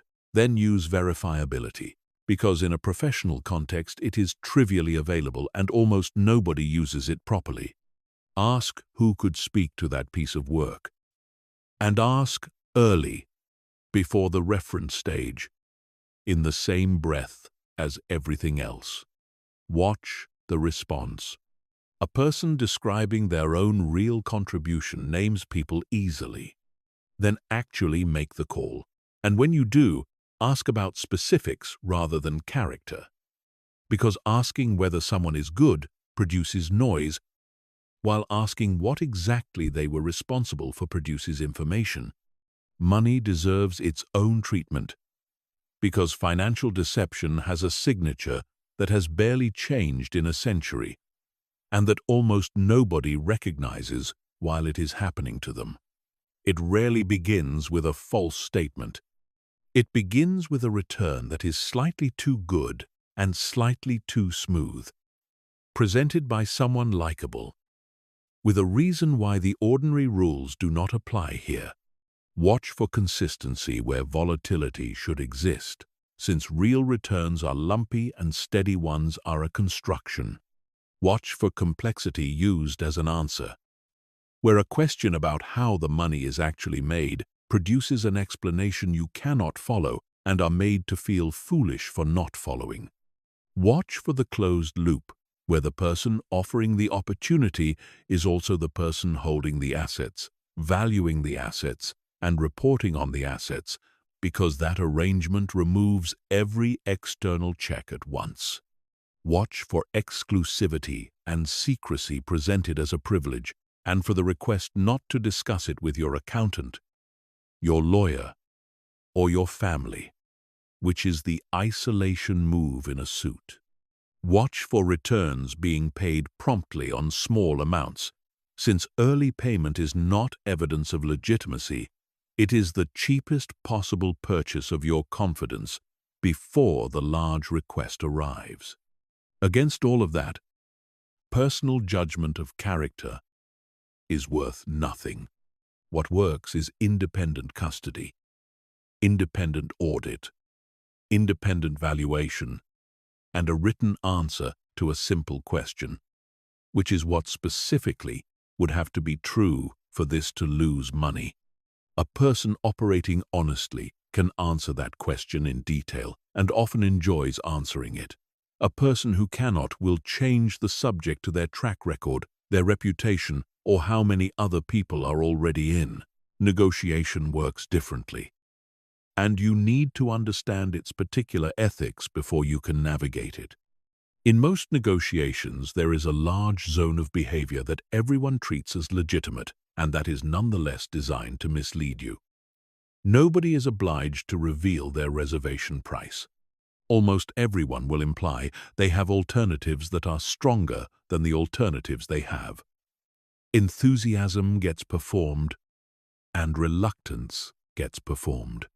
Do not waste your energy trying to detect this, because it is universal, and do not be scandalized by it either. Assume it is happening and build a position that does not depend on believing your counterpart. What actually protects you in a negotiation is not perception, it is preparation. Know your own walk-away point before you enter the room. Written down. Decided while you were calm. Because the single most exploitable thing about you is your desire for the deal. Know what the market says independently, so that any claim about value can be checked against something other than the person making it. Ask for verifiable specifics rather than characterizations. So, not this is a strong offer, but what specifically is the other offer, and from whom? Watch for the manufactured deadline, which is the most common pressure device in existence and which almost always evaporates when you decline to be hurried. And when someone makes a factual claim that matters to the deal, write it into the agreement. A person who is comfortable asserting something verbally and uncomfortable putting it in a document has told you everything you need to know without your having to read a single expression. There is one signal in commercial life that outperforms all facial and behavioral analysis combined, and it costs nothing. Watch what happens to specificity as the stakes rise. In ordinary conversation, most people become more precise when a subject becomes important, because importance focuses the mind. In deception, the opposite happens. As the question moves closer to the thing that cannot be said, language becomes broader, softer, more abstract, more procedural. Revenue becomes traction. A missed deadline becomes a timeline adjustment. A lost client becomes a shift in the portfolio. A person who cannot tell you the number is telling you the number. And keep one structural principle above all the technique. In high-stakes situations, do not try to determine whether the person in front of you is honest. Try to build an arrangement that survives it, if they are not. Staged commitments, rather than one large one. Written representations, checkable milestones, independent verification of the facts that matter most. This is not cynicism, and it is not a failure of trust. It is the recognition that your ability to read a person is a weak instrument, and that a decision which requires that instrument to be accurate is a decision you have designed badly. Chapter 12. The people you love. Now to the hardest part of this subject, and the part where the skills you have learned are most likely to do harm rather than good. The deceptions that damage people's lives most severely do not come from strangers or counterparties. They come from inside the circle, and you already know why, because you learned it early in this audiobook. You are worst at detecting deception in the people you know best, because familiarity supplies you with a model of them that does your interpretive work for you, filling in innocent explanations before doubt can even form. The people closest to you enjoy an almost unlimited credit line with your judgment, and that is not a flaw you can train away. It is what love is partly made of. So here is the difficult thing that must be said before any technique. The moment you start applying these methods to someone you love, you have already changed the relationship, whether or not they are lying. Surveillance is not a neutral act. A person who runs baseline analysis on their partner, who asks unanticipated questions to test rather than to know, who withholds information to see how the other person moves, is doing something corrosive even if their suspicion is completely justified. And if it is not justified, they are slowly dismantling a good relationship in the name of protecting it, which means the first question in intimate contexts is never, how do I detect this? It is, what am I actually trying to find out? And what will I do when I know? Sit with that. Because most people who take up these tools in their private lives cannot answer it. They are not seeking information. They are seeking relief from anxiety. And detection work is a spectacularly bad way to obtain relief. Every hour spent examining a partner's behavior produces more ambiguity, not less, because human behavior is endlessly ambiguous, and a suspicious mind will find a pattern in anything. The search does not resolve, it escalates. So, use the following discipline. If the question is important enough to investigate, it is important enough to ask directly, not with technique, not with a trap. Directly, calmly, once, and in a way that makes an honest answer survivable. I need to ask you something, and I want you to know that I would rather hear a difficult truth now than find out later. Then listen, and listen for the things you learned in the chapters on structure and verifiability, rather than for a twitch in the face.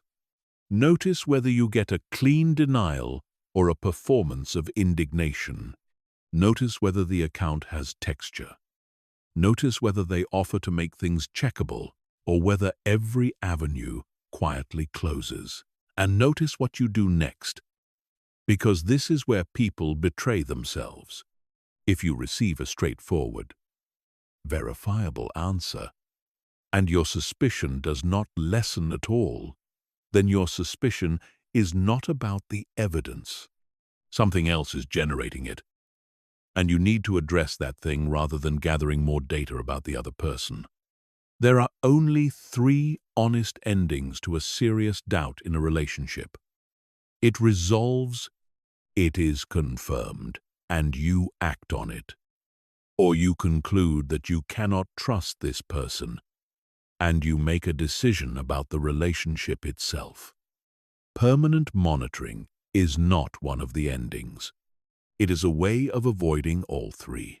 Friendships and extended family have their own version of this, and it is usually about money, care, and inheritance rather than fidelity. A sibling who handles a parent's finances.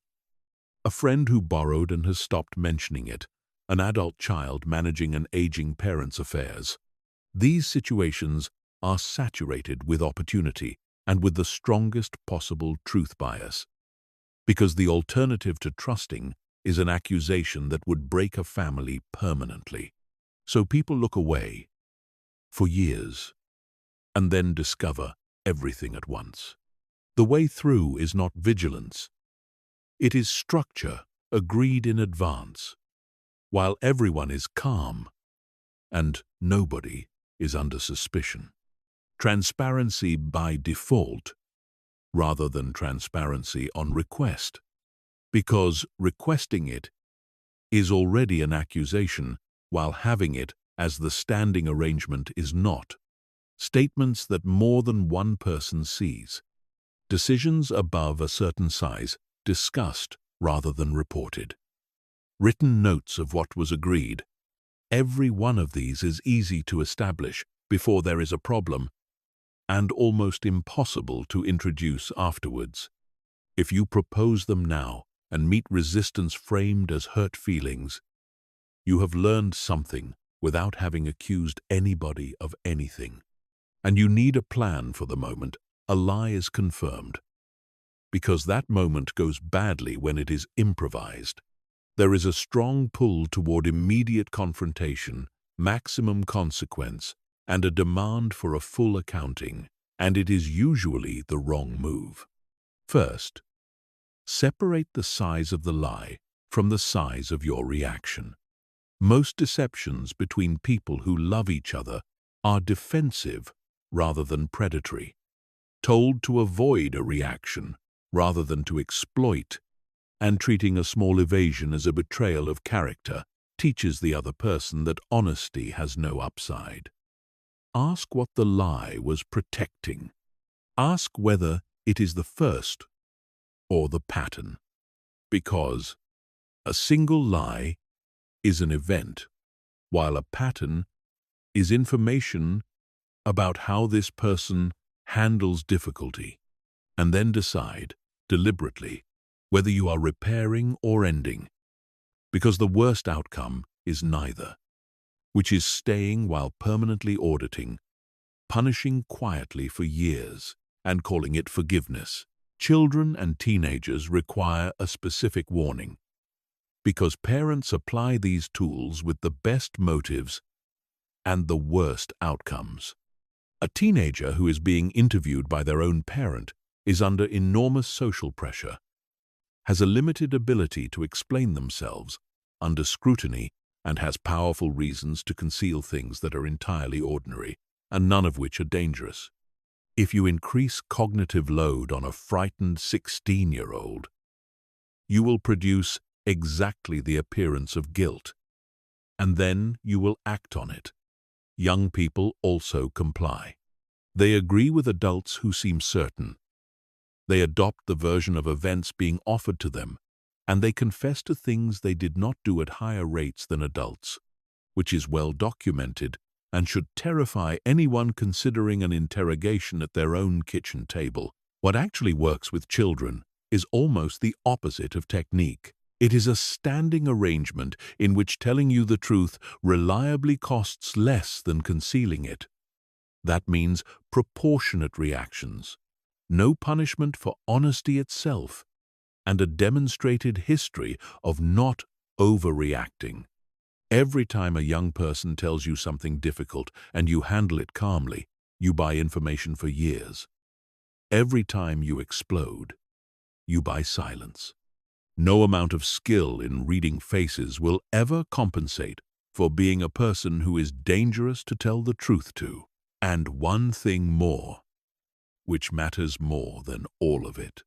If you find yourself in a relationship where you are routinely told that events you clearly remember did not happen, where your perception is described as unreliable, where you are increasingly isolated from people who would offer you perspective, and where you have begun to doubt your own basic judgment, the skill you need is not deception detection. That pattern is a specific and serious form of harm. It works precisely by disabling the faculty this whole audiobook has been trying to sharpen. And it cannot be solved from inside your own head. What breaks it is outside contact. Keep at least one person who knows the details of your life. Keep your own record of events, and treat the pull toward isolation as the signal itself. If any of that landed uncomfortably close, speaking to someone you trust, or to a professional, is worth far more than any technique in this book. In the end, intimacy and detection are in permanent tension, and you must choose which you are building. Trust is not the absence of information. It is a decision to stop auditing, made deliberately with your eyes open, in relationships that have earned it. The goal of everything in this chapter is not to become a better observer of the people you love. It is to be someone whom honest people find safe and to have the courage to act when the evidence is real rather than to watch forever. Chapter 13. The line you must not cross. Everything in this audiobook is a power, and every power has a set of failure modes that arrive faster than competence does.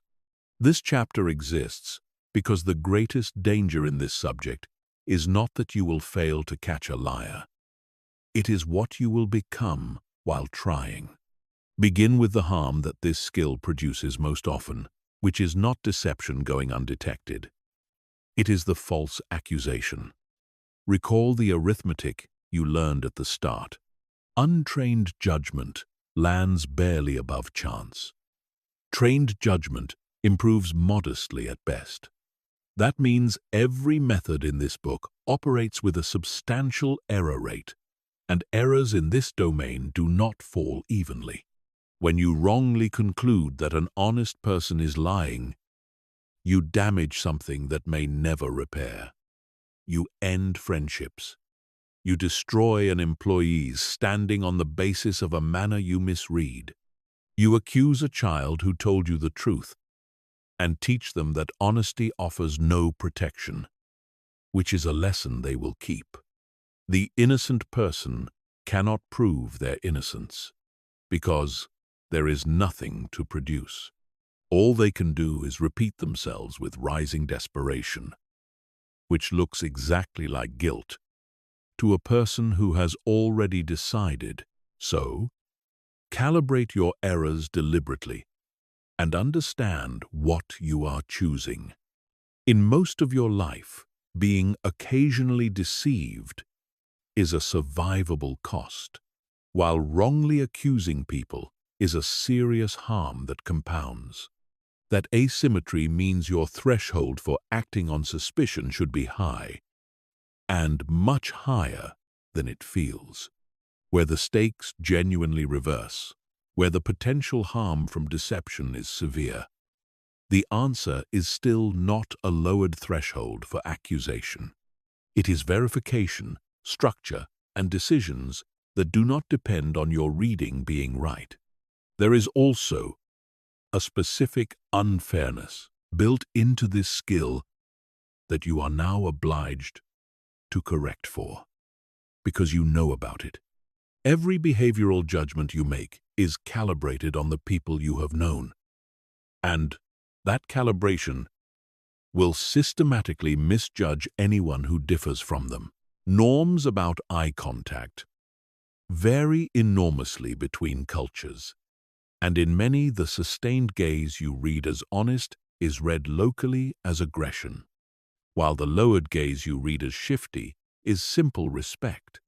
Emotional display is regulated differently in different societies, so the flat account you hear as suspiciously unemotional may be exactly how a distressing thing is properly described where the speaker grew up.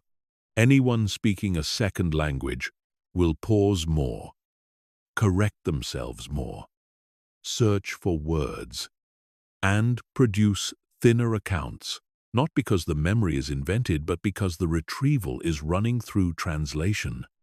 Autistic people, people with attention differences, people with anxiety disorders, people on medication, people who have experienced trauma, and people who are simply exhausted all produce behavior that the folklore scores as deceptive.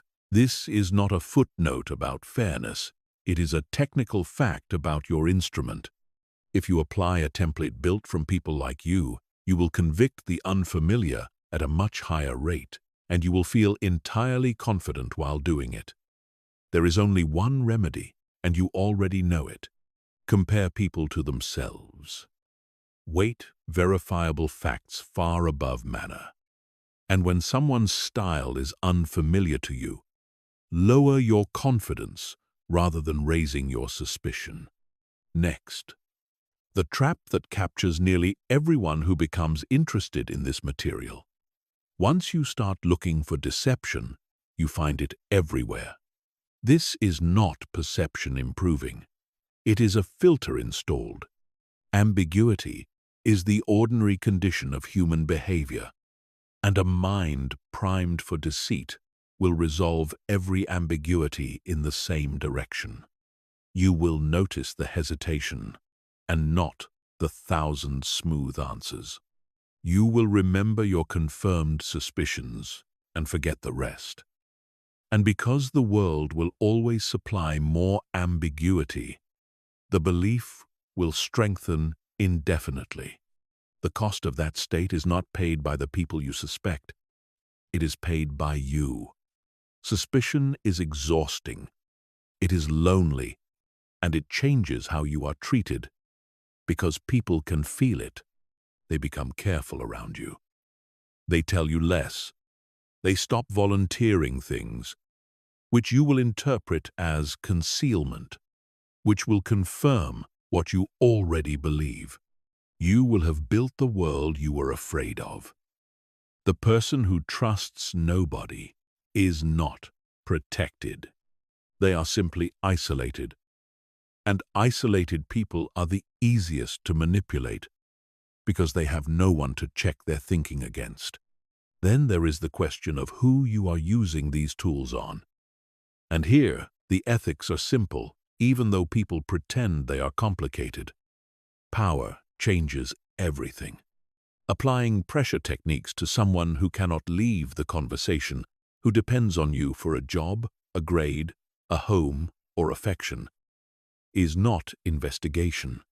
It is coercion. And the account you extract from a person who cannot walk away has almost no evidential value, because compliance and truth look identical under those conditions. The more authority you hold, the less you should press, and the more you should rely on verification instead.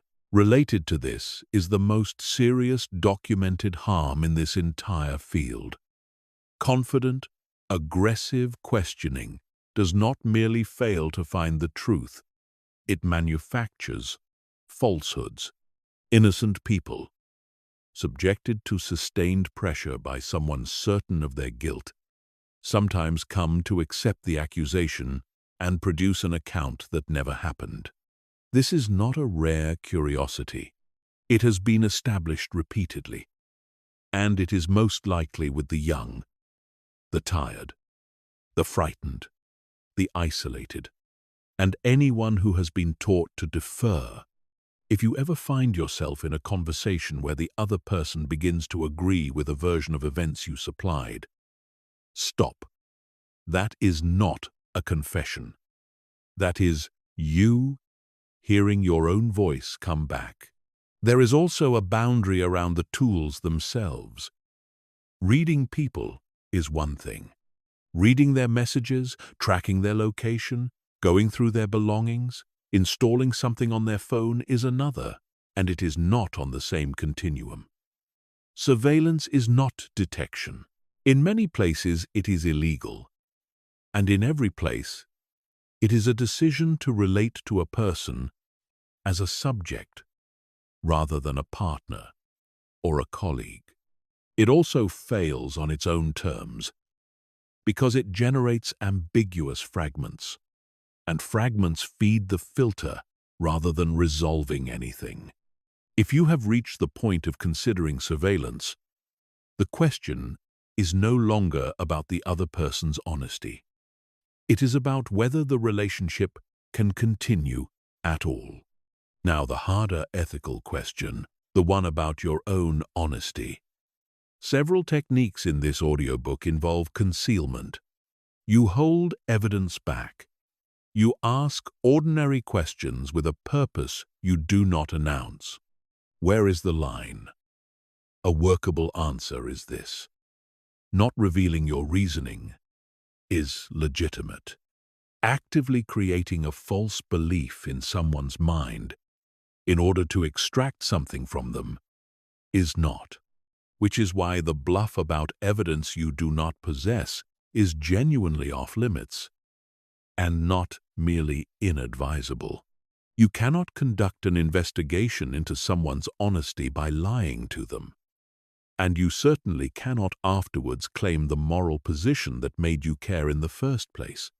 Finally, the discipline that holds all of this together, and it is uncomfortable, which is how you know it is real. You must be willing to be wrong out loud. When suspicion does not survive contact with evidence, say so to the person plainly. I was concerned about something. I looked into it. I was wrong, and I am sorry. Almost nobody does this. People quietly drop the suspicion and keep the residue, and the relationship carries a mark the other person can feel but cannot address. The willingness to retract is not softness. It is the only mechanism that keeps this skill from becoming a permanent bias. Because a belief that is never publicly tested is never corrected. Use these tools rarely on the questions that genuinely matter, with your threshold high and your certainty low. The measure of skill here is not how many liars you catch. It is how few honest people you harm while doing it. Chapter 14. Becoming harder to read. There is a mirror to everything you have learned, and most people never think about it. You are not only an observer in this game. You are also being observed, assessed, and occasionally worked on by people who are better at it than you assumed. So the final practical skill is defensive, and it has nothing to do with lying better. It has to do with two things: not being misread when you are telling the truth, and not being taken apart by someone who is deliberately reading you. Start with the first, because it costs honest people far more than they realize.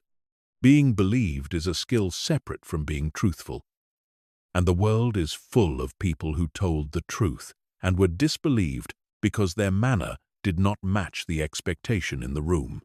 If you are anxious, autistic, foreign to the setting, speaking a second language, culturally reserved, or simply a person who thinks with their eyes on the ceiling, You will read as evasive to observers who are using the folklore you now know to be worthless.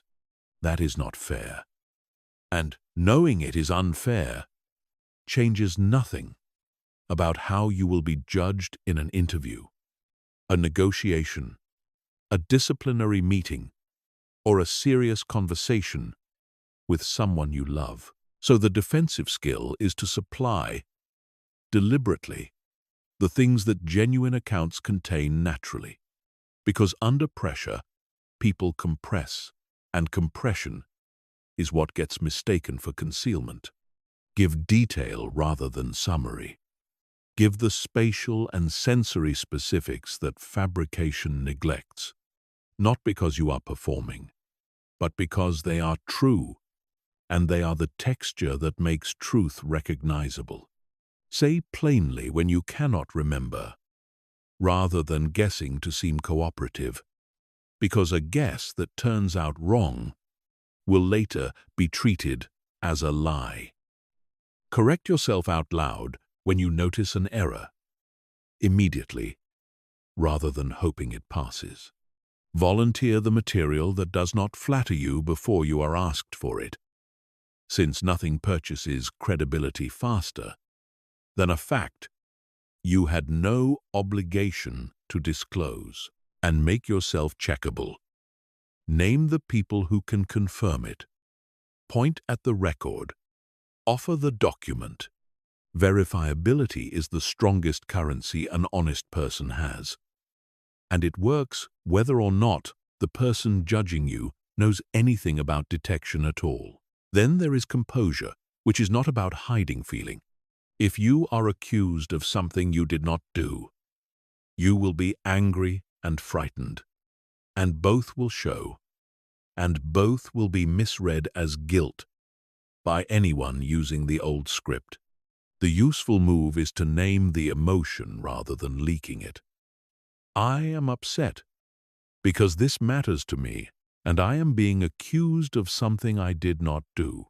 That single sentence relocates the emotion from suspicious signal to explained reaction, and it costs you nothing. Build a record while things are ordinary, because credibility is established by what existed before the dispute, rather than by what you say during it. Confirm important conversations in writing afterwards, in the plainest and friendliest possible terms, simply restating what was agreed. Keep the messages. Keep the receipts and the tickets and the calendar entries you would otherwise delete. None of this is preparation for war, and none of it requires suspicion of anybody. It is the difference between an honest person who can demonstrate their account and an honest person who can only assert it. And in any serious disagreement, at work or in a legal setting or within a family, that difference decides who is believed. Understand group dynamics too, because you will be read and judged in rooms rather than in private conversations. And rooms behave differently. In a group, the account that gets accepted is frequently the one delivered most fluently and first, not the one that is accurate. And a confident version of events establishes itself so quickly that later corrections sound like excuses. So when something matters, get your account in early. Keep it specific, and do not let a summary of your position be made by someone else while you are still deciding how to phrase it politely. Watch also for the person who builds a case about you gradually and never states it, seeding small doubts in separate conversations so that no single remark can be challenged. The counter to that is not detection. It is direct, unembarrassed contact with the people involved, because the technique depends entirely on nobody comparing notes. Now the second half. And it matters more. Protecting yourself from someone who is deliberately reading and steering you. Understand what a skilled manipulator is actually doing, because it is not what films suggest. They are not deceiving you with a brilliant lie. They are collecting your preferences, your insecurities, your loyalties, and your fears, and then constructing a situation in which the thing they want appears to be the thing you want. They rarely need to lie at all. So the defense is not sharper lie detection. It is controlling the flow of information about yourself and slowing down your decisions. Start with information discipline, which is not paranoia and not deception. Most people disclose enormously more than the situation requires, especially when they are nervous or when someone is being warm to them. Rapid, intense warmth from a person who barely knows you is not a compliment. It is often a collection technique, and the fastest thing it collects is what you are afraid of and what you long for. You are entitled to keep things to yourself with no explanation. Not answering is a complete move. So is answering a narrower version of the question than the one you were asked. Neither is dishonest. And both are unavailable to people who believe that silence is rude. Next, learn the shapes that pressure takes, because recognizing the shape is faster and more reliable than reading the person. Urgency imposed by someone who benefits from your speed. Isolation from the people who would tell you to slow down. Flattery that arrives exactly when a decision is required. A favor granted early that is invoked later. The threat that stays implicit so it can be denied. A situation constructed so that any objection makes you look small, ungrateful, or paranoid. None of these require you to determine whether the person is honest. They are structural. They are visible without any insight into anyone's mind. And they justify a response on their own. Then adopt one rule that will protect you more than every other technique in this audiobook combined. No consequential decision in the moment it is requested. Not one.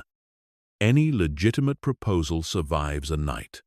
Any request that cannot survive delay has revealed its nature, and you no longer need to detect anything, because manufactured urgency is the tell that cannot be concealed, since removing it would remove the mechanism. Say you will think about it. Say you need to check something. Say you do not make decisions like this quickly, which happens to be a complete and unanswerable sentence. Watch what the other person does with the delay, because their reaction to being slowed down will tell you more than an hour of studying their face. And keep at least one honest outside line. One person who knows your situation in enough detail to notice when you are being handled, and whose judgment you have agreed in advance to take seriously. Every serious manipulation, in business, in romance, in politics, in fraud, depends on separating the target from that line. Maintaining it is not a technique. It is infrastructure, and it survives the failure of all your other defenses, including this one. The person who is hardest to deceive is not the one with the sharpest eye. It is the one who cannot be hurried, who does not need to be liked in the next 5 minutes, and who has somebody to call. Chapter 15. What you do with it now. Look back at where this started. You arrived believing, as almost everyone does, that liars reveal themselves through their faces and their bodies, that the signs are learnable, and that with enough attention you could see through people. That belief has now been taken from you, and it is worth naming exactly what replaced it, because what replaced it is far more valuable than what you lost. You know now that there is no single behavioral sign of deception, that the folklore about eyes and hands and fidgeting is essentially worthless, and that professionals who rely on it gain confidence rather than accuracy. You know that your own mind defaults to belief, that familiarity blinds you precisely where the stakes are highest, and that you will read fear as guilt unless you consciously refuse to. You know what micro-expressions genuinely are, that they are rare, that they occur in honest people too, and that even read perfectly they tell you about emotion and never about truth. You know that comparison against a person's own baseline is the only foundation that does not smuggle in your prejudices, and that a deviation marks a place to look rather than a thing you have found. You know the engine underneath all of it. Lying is work. That work can be increased deliberately, and the unanticipated question, the request for spatial detail, the reversal, and the patient silence do more in a minute than a lifetime of watching faces. You know how to listen to the architecture of an account rather than its delivery, and to hear the difference between a story that was retrieved and one that was constructed. You know that verifiability is the sharpest instrument available, because a truthful person has an unlimited supply of checkable detail and every reason to offer it. You know to hold what you know, to let people commit, and to disclose late and calmly. You know that warmth extracts more than confrontation, that interruption destroys your own material, and that the moment you signal suspicion, you contaminate everything you observe afterwards. You know how this changes on a screen, where the channel you were trained on is gone, and verification replaces perception entirely. You know how it works in hiring and negotiation, where the deception is usually an omission, and the protection is structure rather than insight. You know why the people you love are both the hardest to read and the most dangerous to investigate, and why permanent monitoring is not one of the honest endings to a serious doubt. You know the line you must not cross, why the false accusation is the harm that this skill produces most often, and why a person who suspects everyone has not become safe but merely alone. And you know how to be believed when you are telling the truth, and how to be hard to move when someone is working on you. Notice what all of that adds up to. It is not a superpower for seeing inside people. It is something quieter and much rarer. It is calibration, the ability to hold a suspicion without converting it into a conviction, to act on evidence rather than on the feeling of certainty, to say, "I do not know yet," and mean it, and keep functioning anyway. Almost nobody can do this. Look around, and you will see that the world is not short of confident readers of people. It is drowning in them. Managers who know a bad hire on sight. Parents certain their child is lying. Partners who have decided. Executives who trust their gut and lose fortunes to people who understood exactly which gut they were flattering. Confidence is the most abundant resource in this field, and the most useless.